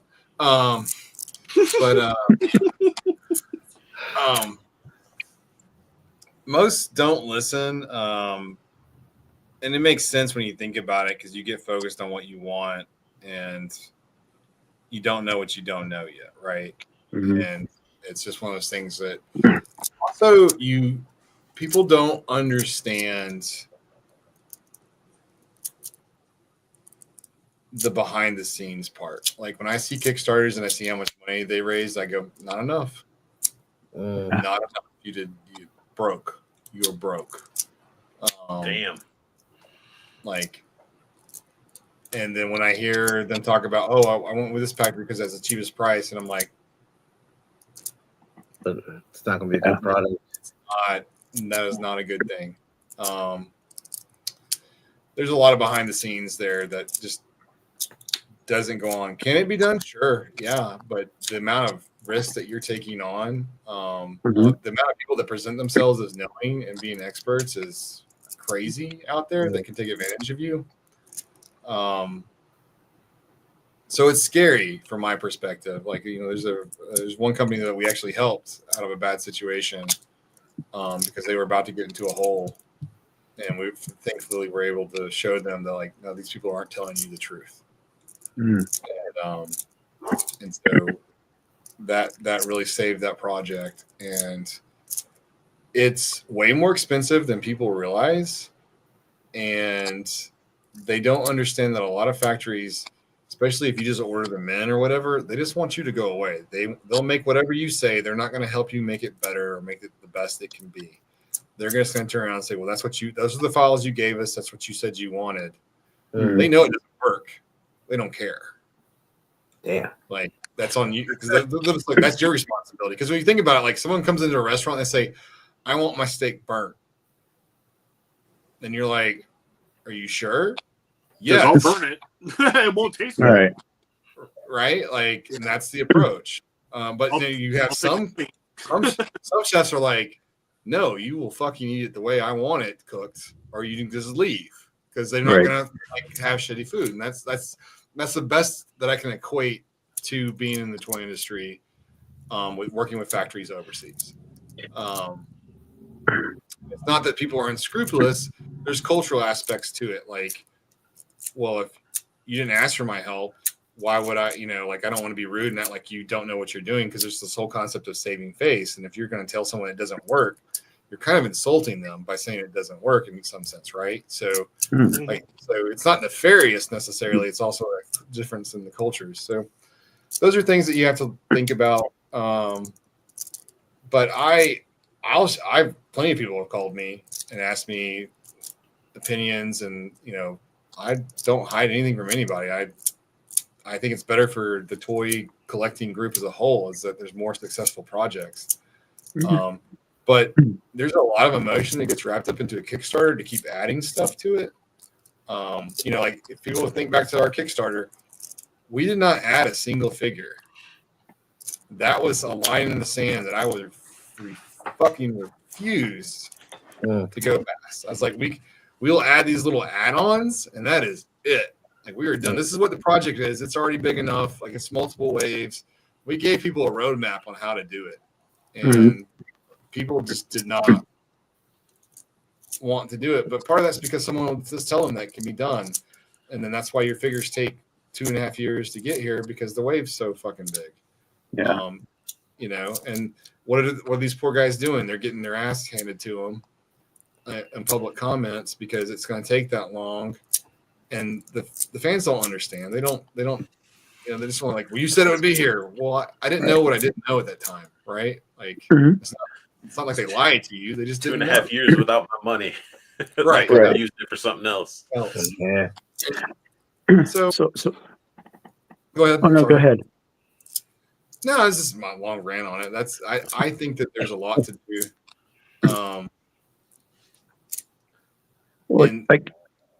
Go ahead. I'm sorry, I keep interrupting you. No, you're fine. Well, I was going to say, now that you've had your experience with this and looking at some of the Kickstarters, again, we mentioned the spacemen on Mars. Are you more particular with looking at Kickstarter campaigns and saying, well, yes, maybe I'll back this one? I mean, initially you look at it like, oh, it's cool, but then you start looking and thinking of the devil in the details. I mean, I don't know. I'm just, with some recent ones that have been brought up or highlighted in the community. I mean, we're looking at Brutal Realms, Cursed Dead just recently funded. Those were successes, but then we had like American Ninja X that did not fund.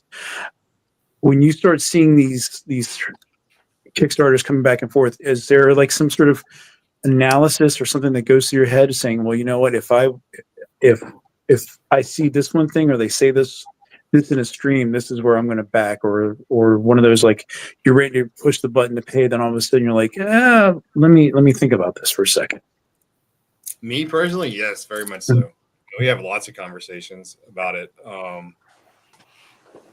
with other creators, looking at the pricing, looking at what they're putting out there, knowing every factor has a different MOQ, certainly, but we know how much it takes, generally speaking, to get a good project, to get really good tooling.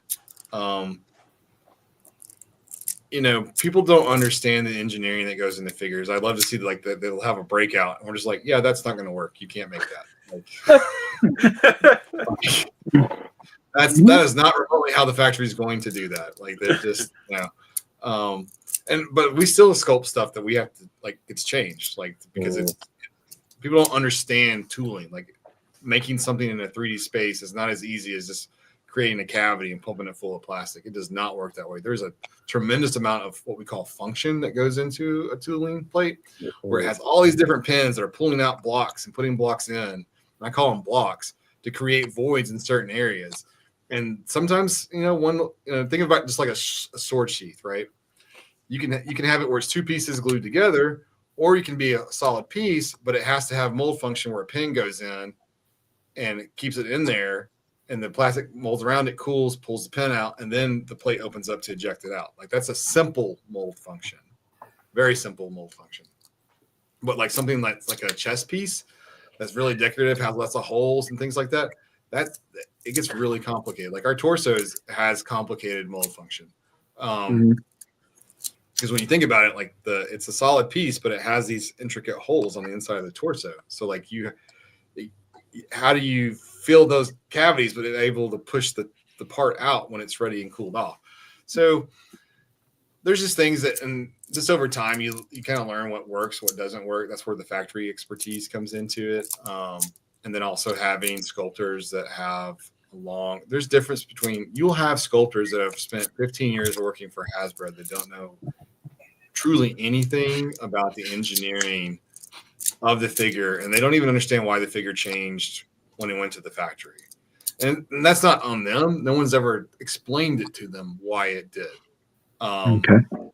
And so that's part of it. And then it gets into like, sometimes you get a figure and you're like, wow, the detail's really flat. It didn't pop or whatever. And that just goes back to the company wasn't either willing to pay for a check model to see how the detail looked and just mold, right? Like, I mean, that because that's expensive, right? Like that takes money, that takes extra time. Well, if you don't do it, you don't see the detail. And sometimes, factories don't want it to be delayed. Maybe they have an open schedule and they just want to get it through. So they'll push it through. They'll tell you it's fine, whatever. Those are things that happen. And it's not anyone's one fault. And there's not like a perfect factory, but also trying to get the lowest price possible is a recipe for disaster. You get what you pay for a lot of times. Yeah. Like, do you want your house built by the cheapest person that comes along? Well, if you're the government, you don't mind. Yeah.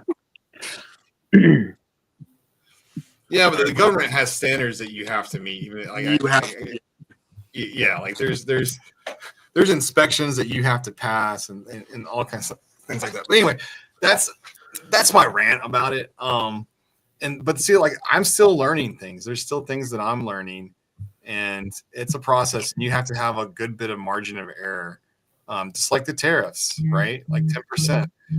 Wave 2 will be an additional $40,000-$50,000 out of pocket. Jeez. All right. Do you know how many figures I have to sell to make up for that? But on top of it too, you might start right now, and your timeline might, you don't know what it's going to be like 2 years from now. Oh, so right. What costs are you going to incur in a year, 2 years, or even 6 months? You don't know. And so, it's a huge risk. And it's just, like everyone looks at the Kickstarter and they think it's like, oh, it's massively successful, and it was.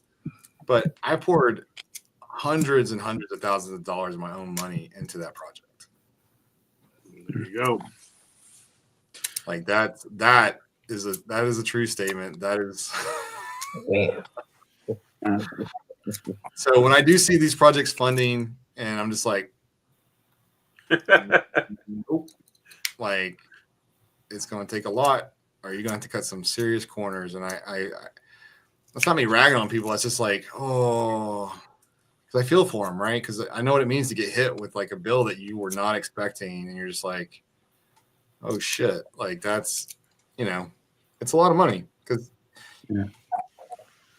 you'll get something like, well, this is not really what I want. This is really what I want. And they're like, oh, that's extra. Damn. Right. So I equate it to people who like decide, oh, I'm going to open a comic book store and things like that. And I'm just like, I don't think you even know really what you just think it sounds fun. Like I don't think you really know what it's like running a business and then also something that's going to be sustainable. And it's like, I don't think you brought into account like all the things you're going to have to do and what you're going to have to pay for and your overhead costs. And like, you don't even understand how involved it is until you're doing it. Well, it's like the feed issue. I've paid for all of that except for, the duty fees for delivery in Germany or whatever.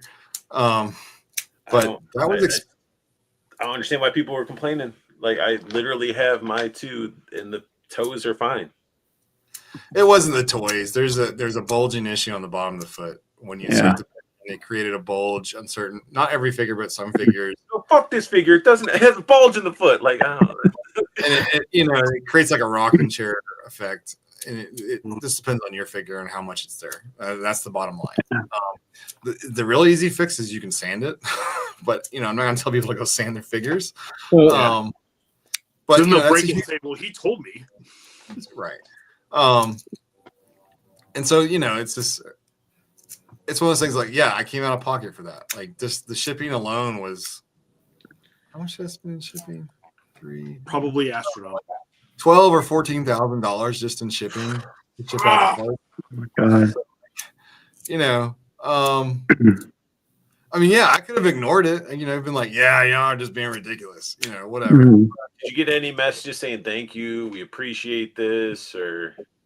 Do you want the true story? The true story is the overwhelming message that I got was people calling me a fraud when they got their replacement fee. Saying really nasty things, wanting their figures. And then me explaining that their figures were delivered last summer and here was the tracking number. And then those, like, one person did apologize, but the other 3 dozen did not. And that's crazy. Again, that's the other side that I've always wondered about, because you and your team, whenever you talk about stuff on your streams, you are very amicable, but also you use the word transparent with your responses. Again, other companies and however they deal with things, how they approach feedback, as it were. I mean, to me, I know personally, my patience would be so thin with people that I would be like, you would get that type of email saying, where's my figure? You just respond back, fuck your figure, move on. But I mean, a piece of shit in a box. I mean, I got to imagine there are just some days where you're getting stuff like that, and you're just like, or looking at Facebook groups, or someone posts a video that 30 minutes ranting about a foot, and you just, I don't know. I applaud you for your patience, because I don't have that skill set. I don't think I have any. I have pretty thick skin. You can insult me a lot, but I don't have patience for people that distort the truth. And the truth can certainly be subjective, but my favorite is when there are people that have legitimate customer service issues, like I missed their email, and you will never hear them bitch, is the funny part. But the people that you will hear bitch are the people that are responding to like in under like 3 hours. Like, those are the people that are upset. The person that I missed like for their email for like 4 weeks and they had to email me again, you never hear from them. Like, I'm just like, that's the person that could like legitimately has a reason to complain. And that's sort of the interesting thing. I think also, like, as you guys alluded to, it's really hard to get people. It's really hard to get information to people. You can post it everywhere, as many places as you can, and people will still think that you haven't responded enough. And the joke is like we want to beam it into people's brains, but at the same time, like, being pragmatic and thinking about it from other people. There's a lot of stuff. Like, how many times if someone sends me a clip or a picture, and I'm like, can you just give me the 10-second version, because I don't have the time to go watch this. And that's where those people are coming from as well. Like, they probably collect so many lines, they watch what they watch, they don't have that extra time to go and do that. And I'm sympathetic to that. I think that just where you get kind of like don't tell me I didn't try. Like, I did. Like, we send out updates, But also, too, if you really want something, like, go find it, go look for it. That's true. And some people can't get that, though. I do understand that some people just can't. They don't. ZoloCon's on the March 1st, March 2nd. Yeah, exactly. Or like they come in, like, once they join the stream, what's this? What are we talking about? Like, are you fucking kidding me? Like, well, but it happens. It's like we make jokes, but it's like there's. You could have it. You could wear a shirt with the updates in big bold letters, and people are still going to be like, "But they will." but you never told me." And so from my perspective, I just think of like, okay, what have I missed? Like, you know, like what am I oblivious? That's where I focus. Like, okay, what have I truly missed, not done a great job of, or chose my words poorly, or you know, those kind of things. I'm also can be very direct, which turns some people off. Some people really need a much softer touch than what I'm capable of giving in responses. I am definitely aware of that. But I'm also 47, so it's kind of hard to change at this point. Like I am. Like it's not. Some people want to use like non-empathetic, and I'm like, I don't think empathy. I'm very empathetic. I have a lot of empathy, but me just being to the point is just it's a part of my personality and why I can get so much done. So yeah, you know, it's a difference. Like if I get a really long flowery email, I feel like that was a waste of my time to read that, to get to that one sentence that tells me what I need. Right? Like I think it's insulting that you sent that to me and just can't tell me exactly what I need to know. Why are you? My mindset is like I was born, I'm going to die. That line is fucking fixed. All right. And when I get to the end of my life, I'm going to be fighting like hell for those extra 10 minutes, 10 hours, 10 days, whatever it is. And then you think about all the little 5 minutes that someone wasted of your life during that period where they could just got to the point. And that's sort of like, that's my mindset, but that's not everybody else's mindset. So Timothy Peaks at Savage Tissues coming soon. So like, look, but also you got to remember, like toys is supposed to be fun. It's supposed to be that moment when you get home from a shitty day and you get to open what you want and you've been excited for this and it's supposed to be a great moment. And so that's where like some of the bullshit of like people putting other toy lines down or you know, just shitting on them because they don't like the individual behind it or whatever. Because really their gets old. people just deem them collectible or worthy or cool or, you know. Right. And you know, it's just like when I see people putting up customs and people want to like trash someone's custom, I'm like, dude, no one starts out fucking good at anything. That's the price you pay to be good. Like, you don't get it right. Like, you know, that's the whole point. So I'm like, why would you shit on someone that's trying? That doesn't make sense to me. Like, support them, like, help them up. Like, if you truly want to see great stuff, yeah. Don't shit on them, make them never want to do it again, or even worse. Because some of them don't do it themselves because they're not as imaginative or creative. So there you go. that's why they show other people because they didn't think of it and they can't. They don't have that part of their brain. So yeah. We're all grown-ass men collecting toys, so it's like there's no reason to be a dick or mean to anybody about anything, really. Yeah.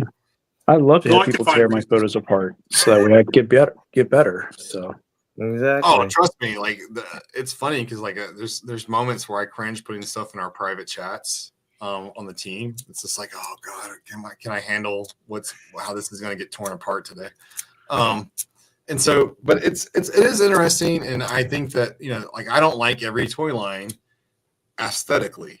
It's not my jam, but I can appreciate why other people like it. Like I don't collect turtle stuff. I did when I was a kid. I loved Teenage Mutant Ninja Turtles as a kid, but like, and Ren probably is going to hate me for this, but like, I don't really care for the aesthetic as an adult. Like it for my toy shelf, I can't really explain it. I don't know why that is. Well, I like Mondu Motu. I love that, but I don't like the Last Ronin. Like I don't know why. It's pretty cool stuff. It's you know, but.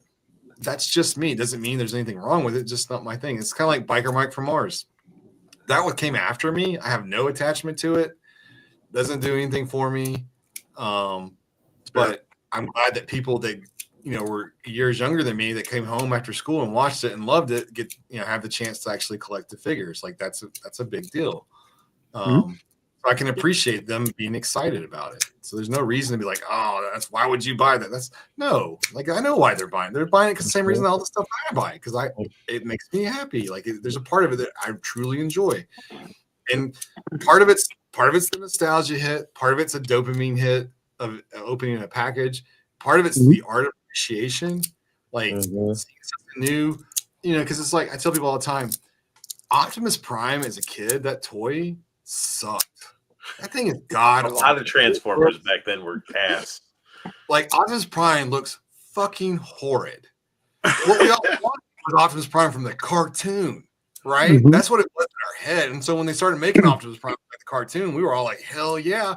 But if they came out with a reissue of the original Optimus Prime, we're not buying that. Not a damn one of us is buying that shit. We're like, nah. But they did. People did buy it. And they did go on clearance, I think. No, I think we just witnessed a brutal childhood memory from Rob because he lost the fucking hands from Optimus Prime. And he was so pissed off about it because, you know, what's the point of having the toy without it now? He's stuck in a fucking rig. That's what we just witnessed, ladies and gentlemen. If only he had a stand with him that he could put the hands in and the other accessories, it would have been perfect. Fucking stand. Oh my 80s, God. I tell you what.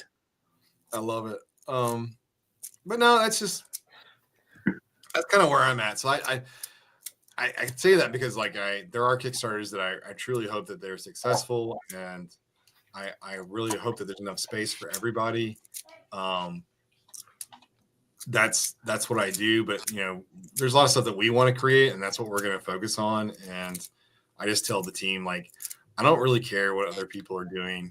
I don't really want to focus on that from that aesthetic. If somebody's doing something from a strategy or a business standpoint, I'm certainly interested in it from that aspect. But in terms of the characters that we bring, we're going to bring the characters that we want, and you know, be damned what other people are doing. That's how we look at it. And so some of those will be characters that, you know, might be represented in some way, and then other characters we feel like are not represented at all.